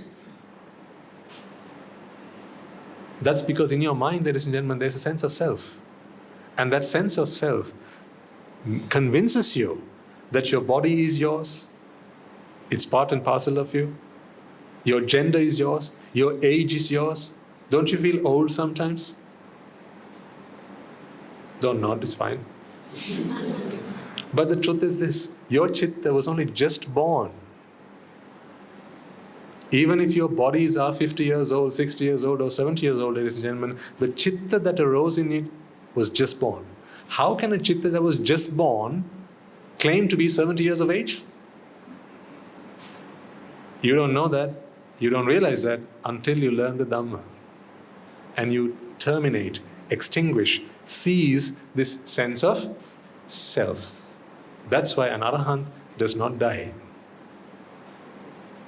Because death is an emotion. The death that you perceive is a perception. It's not real. That's how you become immortal, through the Dhamma. See, of course, the body breaks. Yes. But a chitta was only just born. A chitta that was born can never die. Because a chitta is born and it passes away. That's it. Full stop. End of story. And the next chitta is born. It passes away. End of story. The next chitta is born. It passes away. That's how it happens, ladies and gentlemen. But when the sense of self appears, now, how old are you? You have an answer to that question. How can you have an answer to that question? That's the problem. See, the very fact that you have an answer to this question, how old are you, and you have an answer, the fact that you have an answer to that question is evidence then that this chitta that is born right now, it fabricates a sense of self, and that sense of self extends itself on the timeline and says, I had a past, I have the present, and I have the future. You have no past, you have no present, and you have no future. You are timeless. You are simply the effect of causes. That's what you are. Dukkha is also the effect of causes. But I is not the effect of causes. There are no causes that lead to an I. It is always dukkha. It was also always dukkha here as well. The truth is, it's always dukkha. But when you're ignorant of that, you don't see the dukkha here, you think that this I is what I am. You believe in what you experience. As you become a Sotapanna, you begin to understand that although it is an I that I experience, what it really is dukkha. And then as you continue with your practice, eventually you get to a point where your understanding of dukkha matures, it culminates in your cessation of the perception of I. And I ceases to exist. This is Dukkhang Arya Satcham. Dukkha Samudaya Arya Satcha is Tanha. Attachment is the immediate cause of this perception of self. So of course when you cease attachment, you cease the cessation, or you cease the sense of self. That is the third noble truth. And then there's a path to that, the Noble Eightfold Path. When one follows the Noble Eightfold Path begins at this point, ladies and gentlemen. You cannot practice the Noble Eightfold Path until you have become a Sotapanna. Even if you think you are, it is something else that you're doing. It is not the Noble Eightfold Path that you're practicing, because to become noble is to have become a Sotapanna. So the Noble Eightfold Path is the path that becomes available to a Sotapanna, to a stream enterer. That stream is the path. That is the noble path. The stream to what? The stream to cessation of the sense of self. So once you achieve this state, this sense of identity that you experience right now, that will be gone. You will still have knowledge. Nothing's going to happen to your knowledge.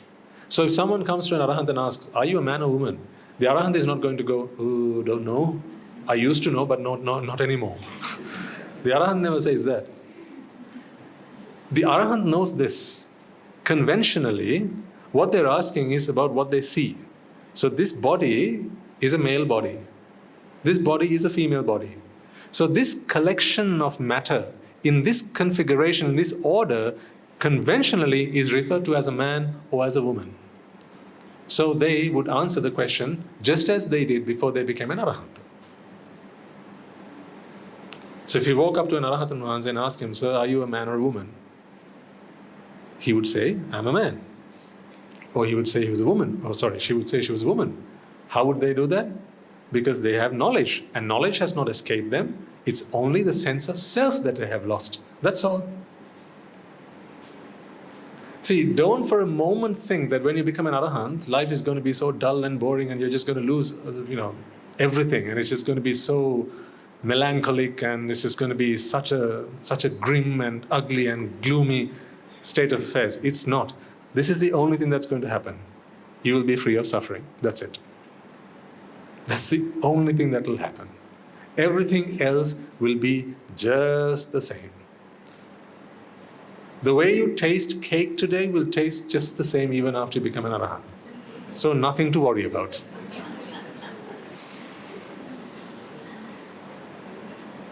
Nothing to worry about. Your pizzas will taste just the same. Your puddings will taste just the same. Your cakes will taste just the same. Right? What you see in color, you'll still see in full color. The world's not just going to go black and white after that. Okay? Music will still sound like music. You will still see people the same way that you see physically, but you will know that in here is not another entity. You will still use the same language. You will still say you, he, she, it, we, they, like we did at the beginning of the talk. Those pronouns will not go away. Language will still be with you. But the only thing that will change is when you look at someone, you will know one thing, and you will know the truth, that this is just a mind and body. There is no self in there. That's what you will understand.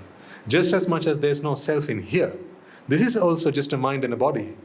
That is also just a mind and a body. The other is also just a mind and a body. My mother and father are also just a mind and a body. My brothers, my sisters, my siblings, they're all just brothers and just minds and bodies. Everyone in this world is just a mind and a body.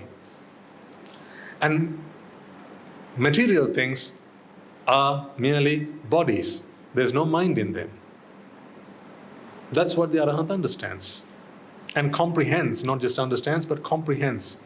But you know, when you look at someone, you feel that there's the I just like you have, there's another I in there. You sense that, don't you?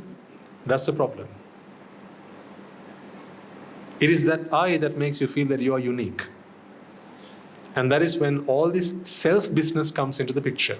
Self-preservation, self-respect, self-dignity, personal space, self-identity, and all the other self-related things that you know of. Self-regard, all that. You're hurt when you feel that people have disrespected you. That is because you have a sense of self, and with that comes self-respect. So when someone disrespects you, you feel hurt. So where's the answer to the problem? Your sense of self. So if anyone says something to you, and you break apart, you fall apart, you start crying, right? You feel offended. All of this is because you have this sense of self. Because of this sense of self, ladies and gentlemen, anything you do, you think is something to do about you. You see a doer in things, you don't see the done. You paint a picture, someone comes and says, "Ooh, who drew that?" You feel offended. Say you sing a song, you record it, and you play it out to your friends, not telling them that you sang it. Then what happens? They say, "Ooh, can you turn that off, please? Who's that donkey braying?" You feel offended. You feel offended because when there is I, there is mine. See, that's why. You can't let it be at voice, it becomes my voice. You can't just leave it at painting, it becomes my painting. You can't just leave it at face, it becomes my face. So if someone says you're ugly, it hurts you because all of this is plugged into this I. That's why if you can rid yourself of this sense of self, the stuff around will still be there. Your face will still be there, your head will still be there, painting will still be there, your voice will still be there. The only thing is you won't feel that they're talking about things that belong to you. It's just there, that's it. That is the sense of freedom I'm talking about.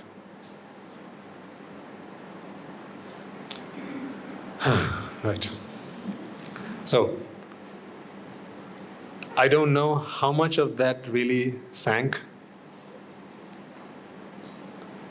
but I tried, and I'll keep trying. I'll keep trying, I'll keep trying, and I'll keep trying. I want you to understand this so that you can free yourself from suffering. There is no other path to free yourself from suffering. Ekayanang ayambhikkhave maggo sattanang visuddhya.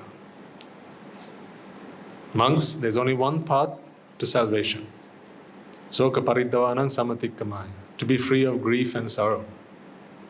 Dukkha domanasanang attangamaya. To free from suffering. There's only one path. Nibbāna sa Rajagiriya. Jnana sa adhigamaya. Nibbāna sa Rajagiriya. To fulfill knowledge, to fulfill your understanding, and to attain to Nibbāna, to attain to bliss, there's only one path. Chattaro satipatthana. What I've been talking to you about is the beginning of satipatthana. Satipatthana starts once you have understood this concept. Kaya-anupassana, Veda-anupassana, Chitta-anupassana, and Dhamma-anupassana, these are the four satipatthana. There's no point trying to practice it unless you have understood this. Because those paths are the Noble Eightfold Path. The satipatthana. So before you try meditating the satipatthana, you have to first understand the concept behind it. Otherwise, what are you going to meditate? Just walking up and down is going to be of no use to you. Just sitting down cross-legged and focusing on your breath, it might help you to settle your mind, right? It might help you to just cool yourself down, take your mind off things, and so on. But that is not Nibbana, ladies and gentlemen. That's just a temporary relief from the hustle and bustle of life, that's all.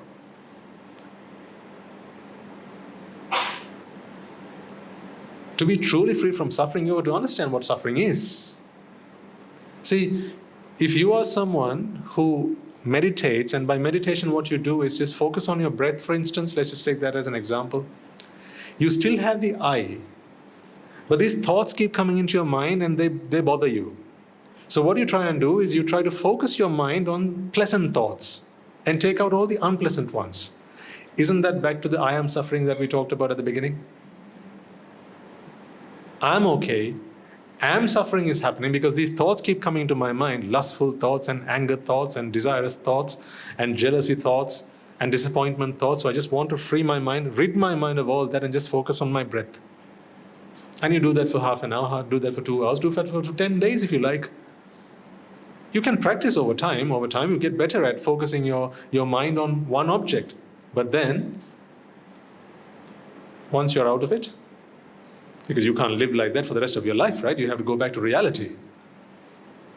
So once you're back to reality, then it's back to square one. Because what you've been trying to do is to keep the I and suppress the suffering. But that's not the answer. You can't keep the I and suppress suffering because I equals suffering. What you need to do is to eradicate the sense of self. Once you eradicate the sense of self, all that is left will be incidents, no longer accidents. Then people can come and say all sorts of things to you. You won't be bothered. You won't be worried. You won't be perturbed by any of that. Because when people say things, what they're saying are things about these things around you. But because you are there at the center of it, you get hurt. They penetrate through that veil and hit you and attack you. That's why you're hurt. So if you can get rid of that I in the center, that's it. That's what we need to do. And to do that, that's why I use the example of the magic trick. The analogy of the magic trick. Magic, what you see remains the same. What you believe changes. What you understand changes. Initially, you saw magic and you thought it was magic, right? Then, you had the tutorial. You saw magic and you understood that this is not magic, this is just mere logic. And then from there on, every time you see magic, you'll still understand that it is just logic. The same concept applies here. As a Pratagjana, you perceived the self and you believed it was the self. Once you get to understand the Dhamma, you still perceive the self, but now you believe that it is dukkha, not self. Just as what happened here. Now it's logical, no longer illogical. And then you continue your practice of dukkha to the point where you come to the culmination of your Dhamma practice, to the perfection of your practice, and then that in itself is the answer to the cessation of the sense of self. Does that make sense? Okay. I know some of you are just nodding because you want to be polite to me.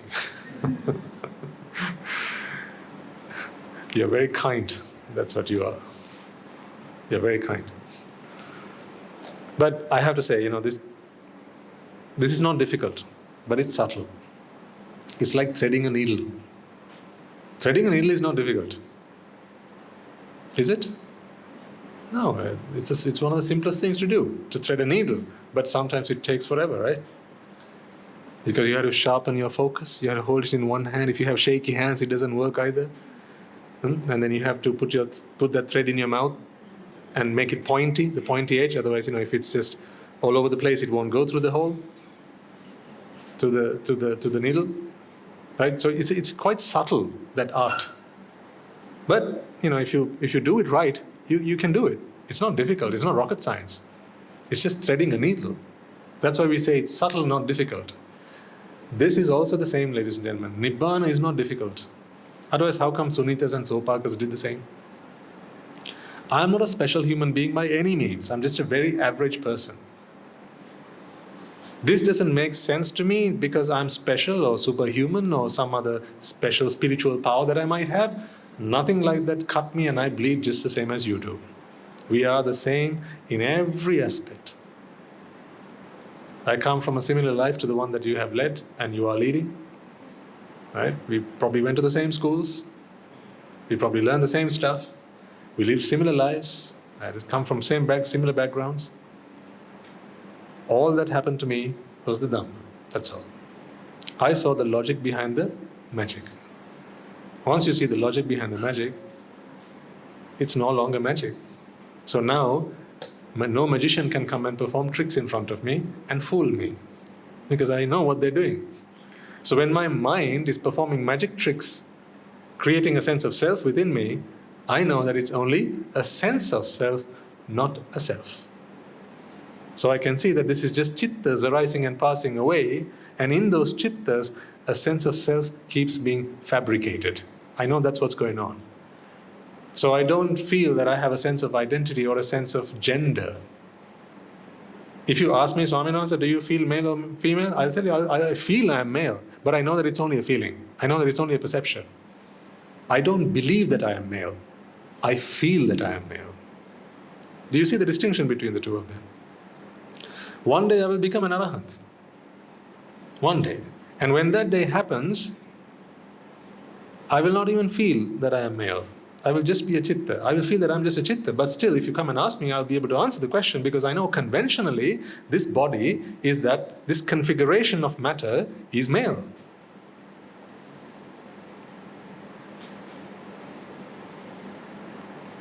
A man and a woman who lives together eats from the same rice pot. Yeah? So what gender is rice? It has no gender. But the moment you eat it, your bodies decompose that matter and recompose it based on your DNA makeup. So these configurations of rice, well, this is rice, isn't it? Don't you agree? This is a banana. This is a sack of potatoes, if you like, or a coconut. This is everything I've eaten. How else was I formed? Nothing more, nothing less. This is all I've eaten. But you don't see coconuts and rice and potatoes and carrots when you look at me. That's because you're not hungry yet. No, that's because this is a different configuration of the same matter. It's the same stuff, just reconfigured, that's all. So that configuration we call a male human.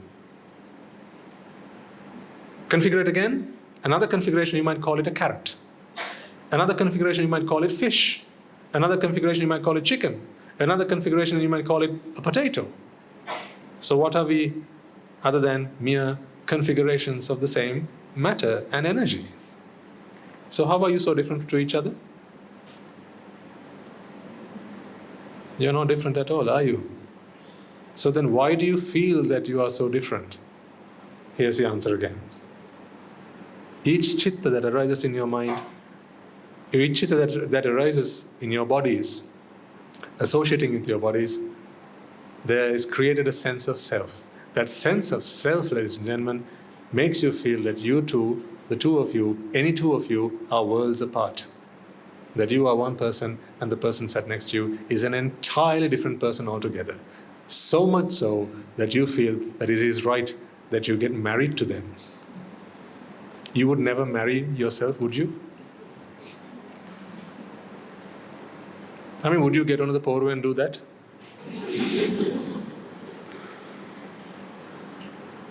You wouldn't do that. But why would you do that with another person if both of you have been eating from the same rice pot?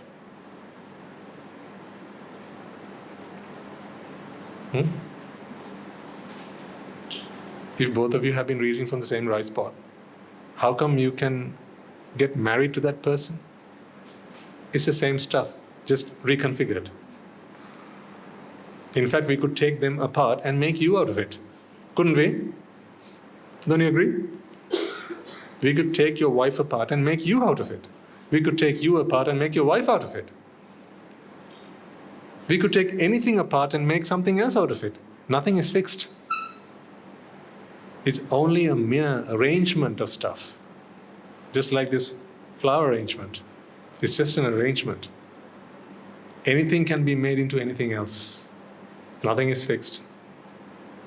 Nothing's permanent.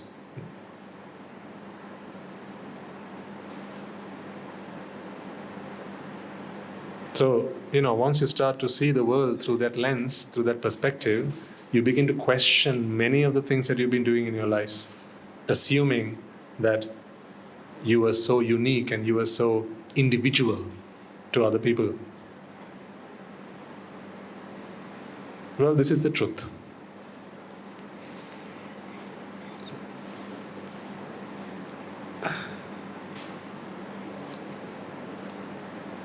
And I want you to understand the truth. Because it is only the truth that will set you free. All your problems, this is the answer. Desire, hatred, anger, jealousy, disappointment, frustration. All of that, this is the answer.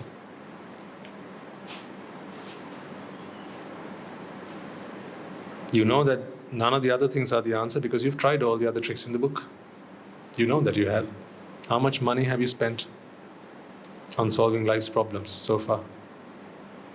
Millions, if not billions. Take all of you collectively. How much money have you all spent together trying to find happiness? On music, on good food, on clothes, going places, trips, entertaining friends, pleasing your eyes, pleasing your ears, going to parties, dancing, clubs, tickets. How much does a ticket cost these days to go to a concert? How much does his sermon cost? Every now and once in a while, someone comes from abroad, right? These popular artists, and they come to somewhere in Colombo or somewhere, and I'm hoping they don't do it on a Sunday. Don't let me insult you like that.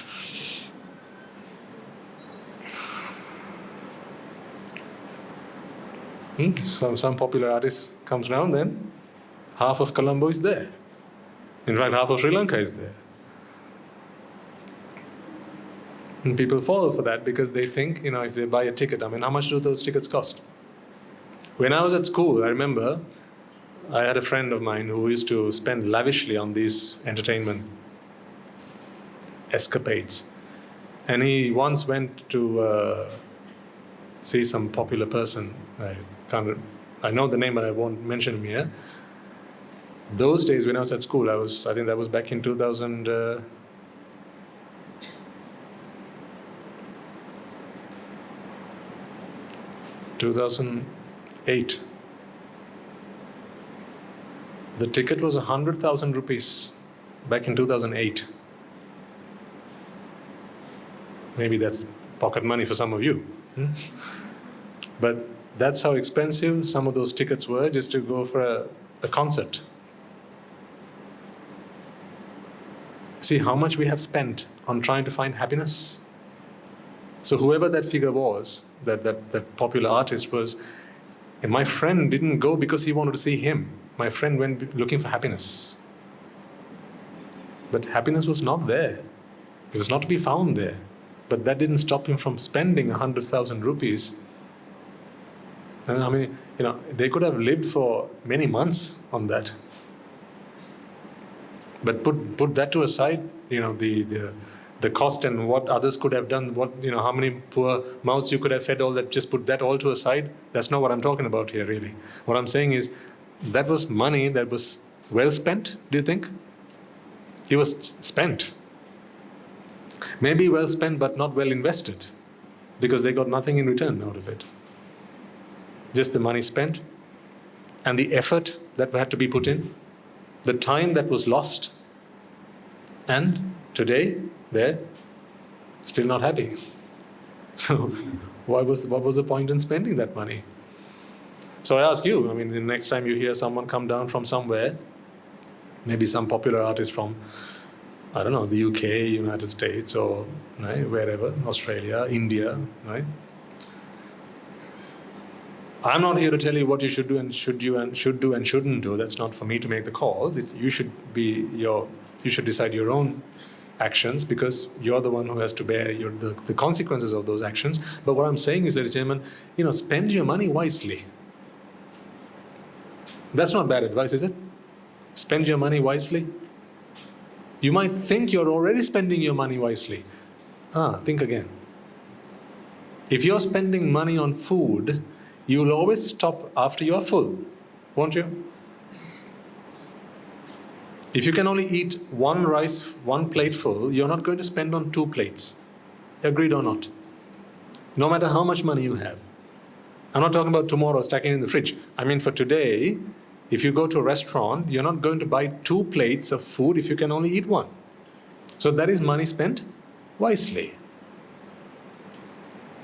If you can only wear 1 pair of trousers, one shirt, right, and some undergarments and whatnot, you'll only buy 1 set because that's all you can wear at one point. That's money well spent. You'll only buy 1 pair of shoes because that's money well spent. You can only wear 1 pair. That's money well spent. If you have a headache, you will buy 2 paracetamol. Because that's money well spent. That money will bring you relief from pain. But then, if what you're looking for is mental satisfaction, happiness, internal happiness, tell me, how is money well spent? How can you spend money and buy mental happiness? Please teach me the philosophy that you hold so dear to you. Which restaurant has on the menu happiness? What size does it come in? 8-inch or 12-inch? 16-inch? Family size?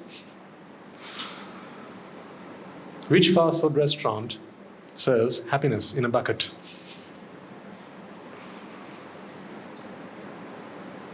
Huh? Do they sell happiness in a bottle? Do you drink it up with a straw? Or eat it with your fingers? That's what I'm saying. Happiness does not come. You can't spend money and buy happiness. So stop bothering yourself about it. It's nonsense to try and do that. Don't do it because I say so. Do it because you believe so. You understand this. See, now you've understood. It's not that I am suffering. I is suffering. So if I is suffering, how much money can you spend to eradicate I? What is the price tag? If you spend so much, you will be free of I. What is that amount? You know there is no answer to that question because money has nothing to do with happiness. This is my point. Money has nothing to do with happiness, ladies and gentlemen. You need money, yes, we all need money. Today I don't need to handle money because you do it on my behalf. So I'm not against money. I'm not against the use of money. The Buddha has forbidden us as monks from handling money because the sasana would not prevail if we did. Because money is such a contentious commodity. Right? So people love it so much that if someone has it in their possession, they don't like those people. I'm not talking about you, I'm just talking about people in general. People don't like people who have money because people like that money to be with them, not with the other person. So just imagine if monks were allowed to carry money with them and have money in their possession. The sasana would not prevail because people would fall out of love of the Sangha. So today we have nothing that you love. Honestly.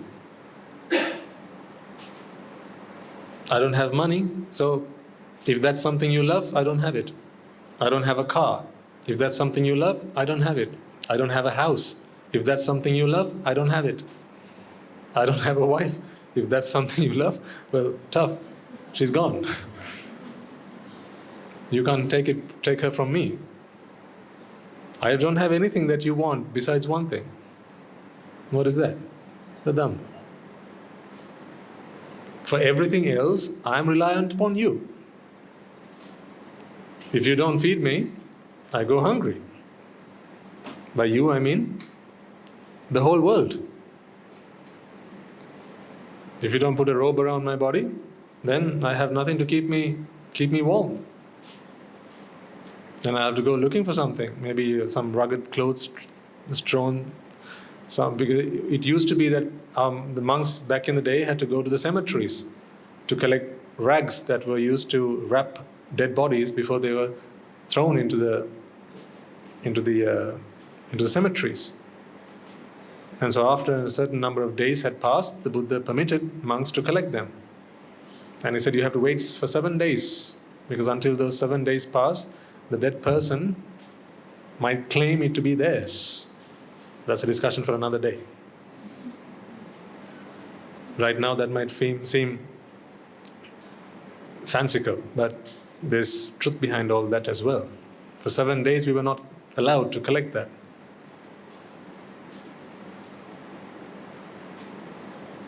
You'd be surprised if I told you what medicine we are permitted to have if devotees don't offer it to us. You'd be shocked to hear that, so I won't say it.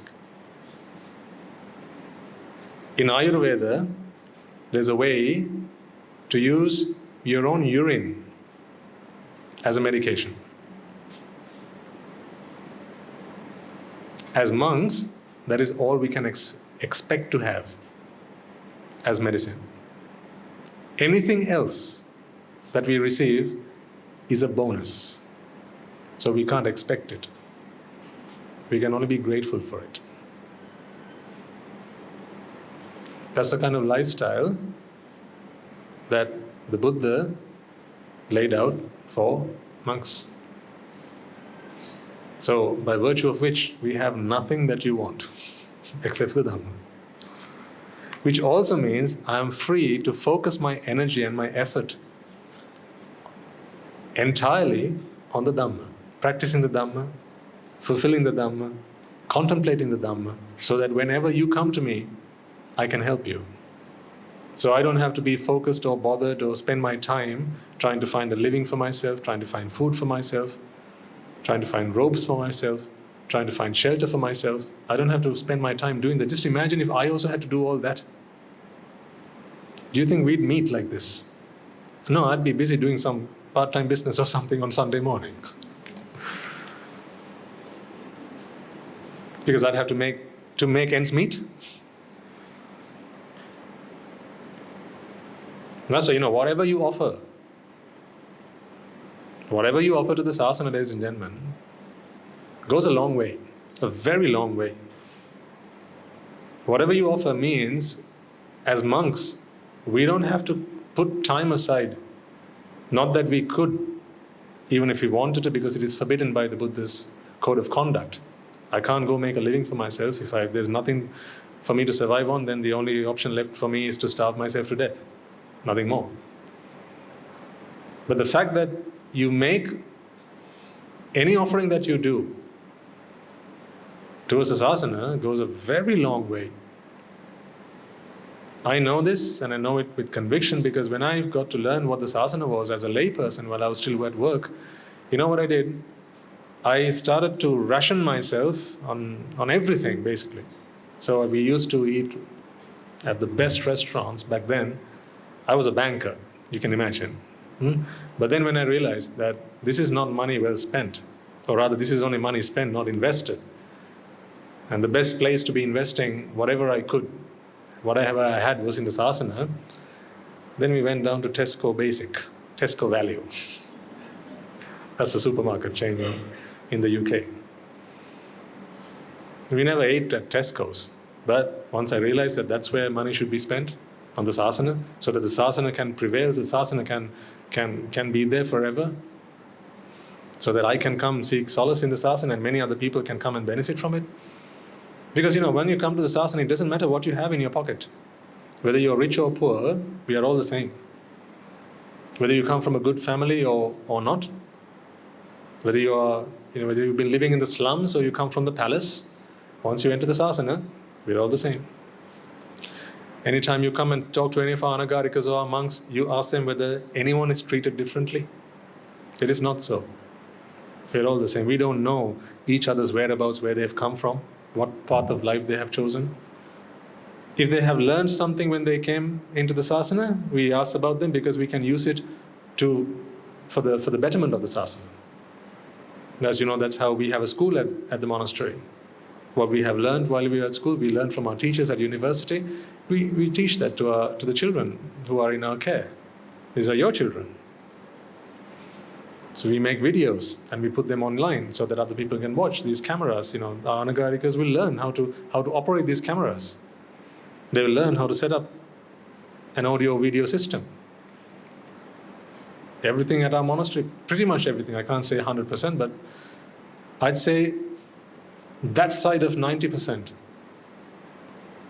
is all done within the monastery by ourselves, by our own two hands, and because it means, one, we are able to do that because we come equipped with a lot of knowledge, thanks to our teachers and the free education system that we have all benefited from, as well as whatever we've learned by traveling to other countries and taking the education that they had to offer there.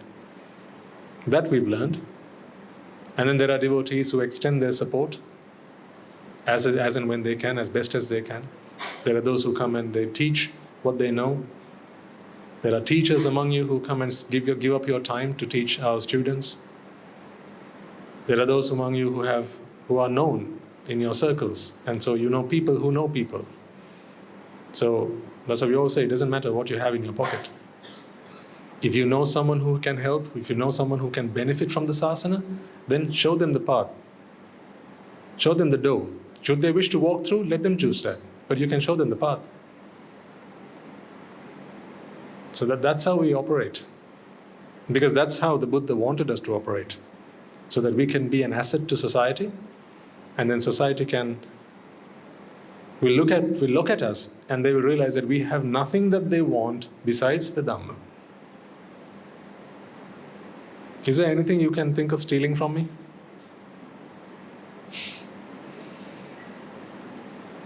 Do you think I have anything that is worth stealing? That's why I can live with no fear of a robbery or theft. I have nothing that's worth stealing. Because the Dhamma you can't steal from me. You can't steal the Dhamma from me. What can you steal from a beggar? You can't steal anything from a beggar. So I'm a beggar at your service.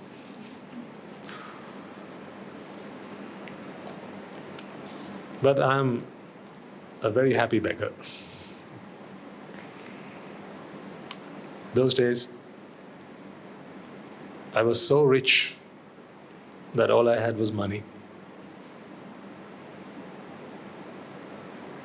Today I have nothing to my name. All I have is happiness.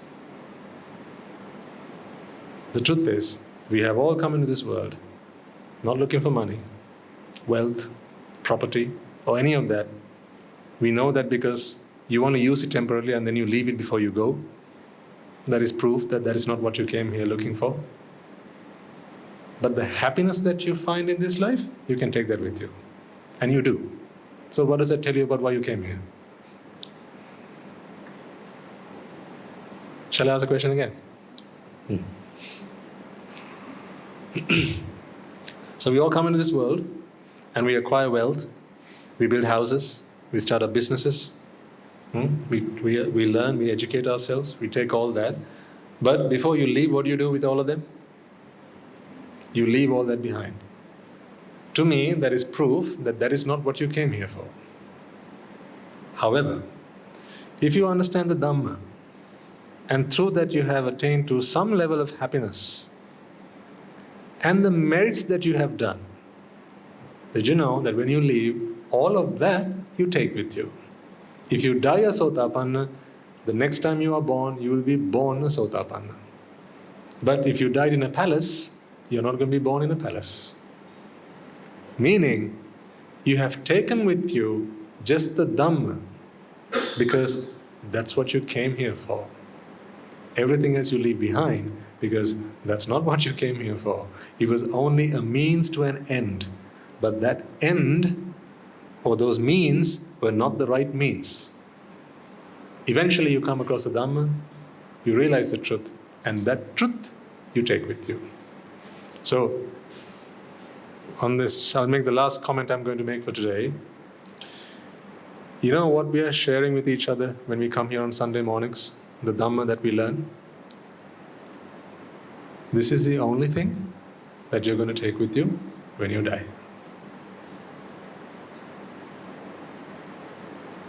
Everything else you leave behind. I'm so privileged to say that. You're going to take with you something I have given you into your next life.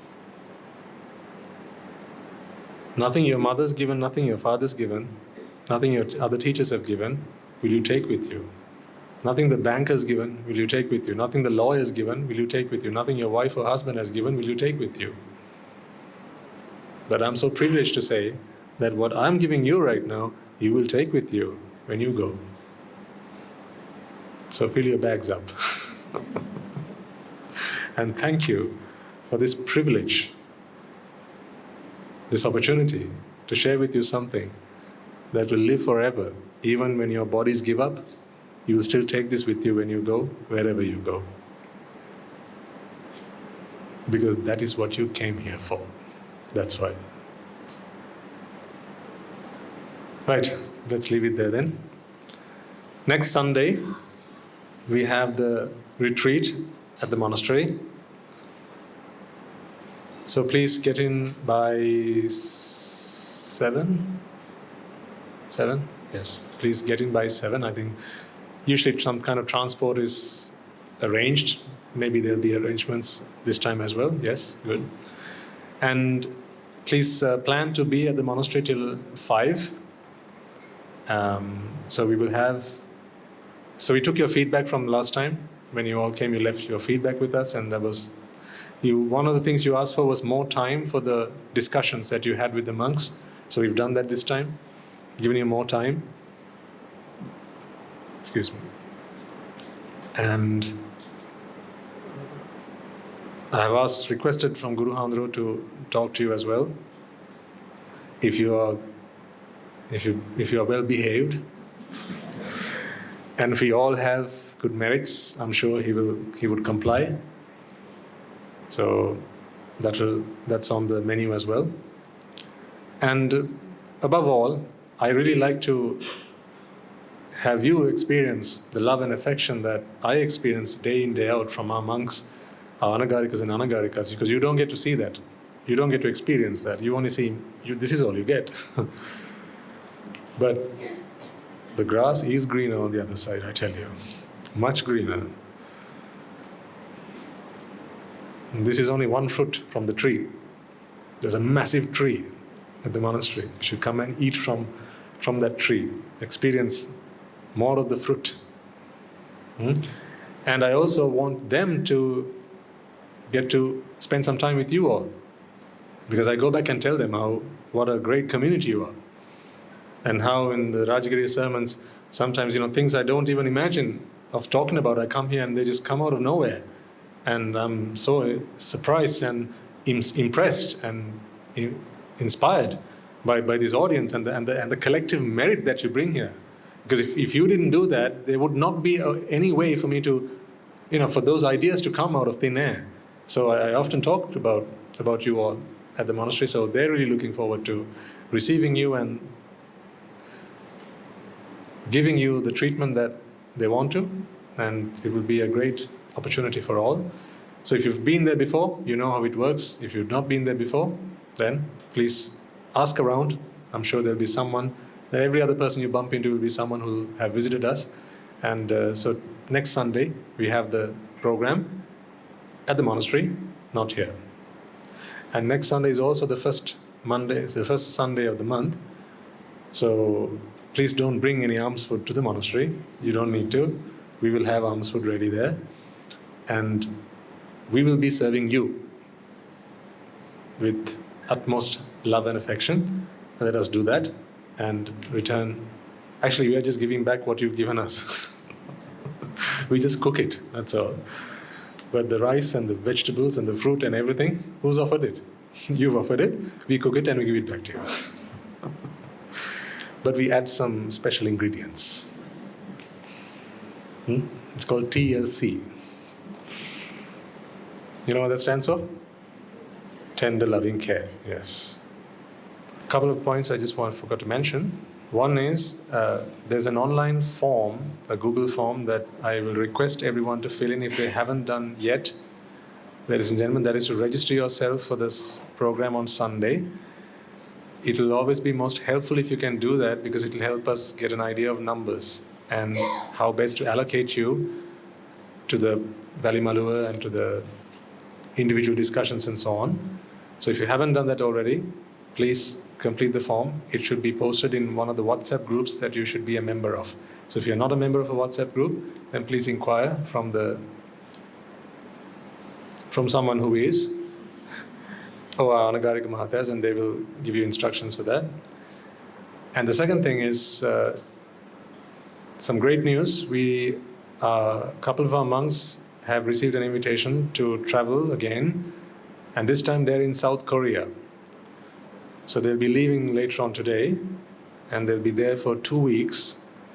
Details of that will be made available. We'll publish it on the WhatsApp group as well as on the YouTube sermon here, like they do it in the videos. So you can check it there. Initially they'll be going to Korea, South Korea, and then after that they'll be going to Dubai. The dates will be available on the posters. You can find them online. And then soon they'll also be traveling to Italy and then to the UK. I think they're also making a stop in Sweden and in Germany, if I'm not mistaken. But details of that will be made available through the usual channels on WhatsApp as well as on the YouTube sermon, which you normally find these sermons on. So if there's friends, family, anywhere there, please pass on the message for 2 reasons. One, it will help them experience the happiness, joy and bliss that you experience today.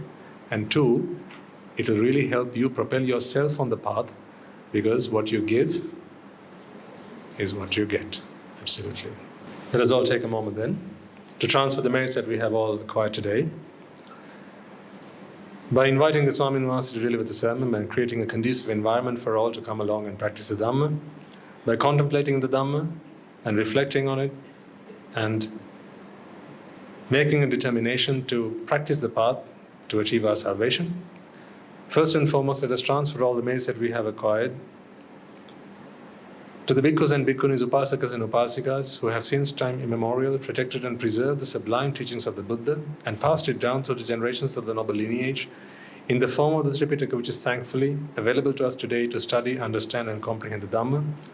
Let us also take a moment to transfer these merits to the monks and nuns resident in your local temples and nunneries, as well as the Mahanayakas and the Anunayaka Theras of all of the chapters. Let us also take a moment to transfer these merits to my teacher, Guru Swami Nuhanse, as well as all the monks and nuns resident at the monastery, and the Anagarikas and Anagarikas attached to the monastery. Let us also take a moment to transfer these merits to those who make great efforts to disseminate the teachings of the Buddha, be that by transliterating these talks, sharing them out with others or inviting others to join them. May they all rejoice in these merits.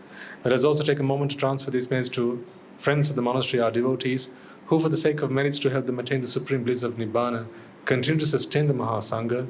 This includes all of you who provide the Mahasangha with shelter, alms, robes and medicines, as well as those who pass on their know-how and continue to extend their well wishes. May they all rejoice in these merits. Let us also take a moment to transfer these merits to those who diligently practice the path and help others to do so along the way. May by the power of these merits, they be healed of any physical and mental ailments and overcome any obstacles to their spiritual progress.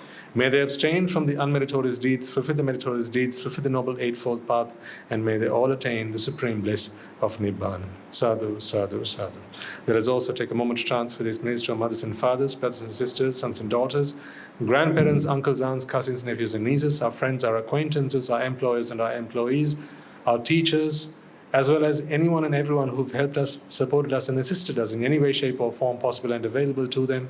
May they all rejoice in these merits, and by the power of these merits may they also be healed of any physical and mental ailments and overcome any obstacles to their spiritual progress. May they abstain from the unmeritorious deeds, fulfill the meritorious deeds, fulfill the noble eightfold path, and may they all attain the supreme bliss of Nibbana. Sadhu, sadhu, sadhu. Let us also take a moment to transfer these merits To the Devas and Brahmas, spirits and demons, primarily the Sakadeva, as well as all the numerous gods and deities who have committed themselves to fulfill and preserve in the Sambuddhasasana, let us transfer these messages to our guardian deities who keep a watchful eye over us and keep us out of harm's way. May they prosper in divine power and wisdom. May they abstain from the unmeritorious deeds, fulfill the meritorious deeds, fulfill the noble eightfold path, and may they all attain the supreme bliss of Nibbana. Sadhu, sadhu, sadhu. Let us also take a moment to transfer these merits to those who passed away in our name, our forefathers, our ancestors and our loved ones, reminding ourselves that it is in their blood, sweat and tears today we are able to enjoy the comforts of life as we do and practice the path. Let us also take a moment to transfer these messages to members of the armed forces as well as the police force who sacrifice their lives to protect the peace and harmony of our nation and allow us to practice the path in peace and harmony.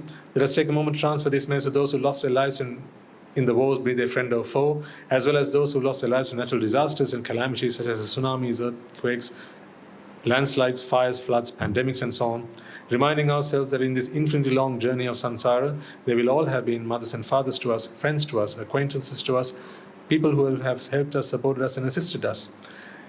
And so with an abundance of compassion and loving kindness towards all of them and a sense of gratitude to all, let us transfer all the merits that we have acquired to all. May by the power of these merits, if any of them have been born in the woeful planes, they redeem themselves and be born in the blissful plane.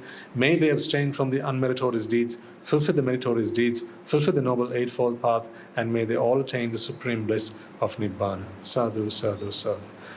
And finally, may by the power and blessings of all the merits we have acquired throughout the day, we be able to witness the advent of many hundreds of thousands of arahants on this blessed land, and may you and I, and everyone who's helped make this program a success, become a Rahatan Vahanse or an Arahat Teranin Vahanse in this life itself and in the era of the Gautam Supreme Buddha itself. Sadhu, sadhu, sadhu. May the blessings of the Noble Triple Gem be with you all. The members of the Mahasangha will now transfer their blessings to you. Raga ginnen idatva Dvesha ginnen idatva Moha ginnen idatva Nibbāna parama sukhayan Sukhita taravetva Nibbāna parama sukhayan Sukhita taravetva Mamada siyalu loka siyalu satvayo Nibbāna parama sukhayan Sukhita taravetva Nibbāna parama sukhayan Sukhita taravetva Nibbāna parama sukhayan Sukhita taravetva Rajagiriya niveva Dveshagini niveva Mohagini niveva Nivan sapa labeva Nivan sapa labeva Nivan sapa labeva Tunuruvange suvisi ananta mahaguna belen Silu loka silu satyoma Nibbāna parama sukhain sukta taravetva Sadhu, sadhu, sadhu.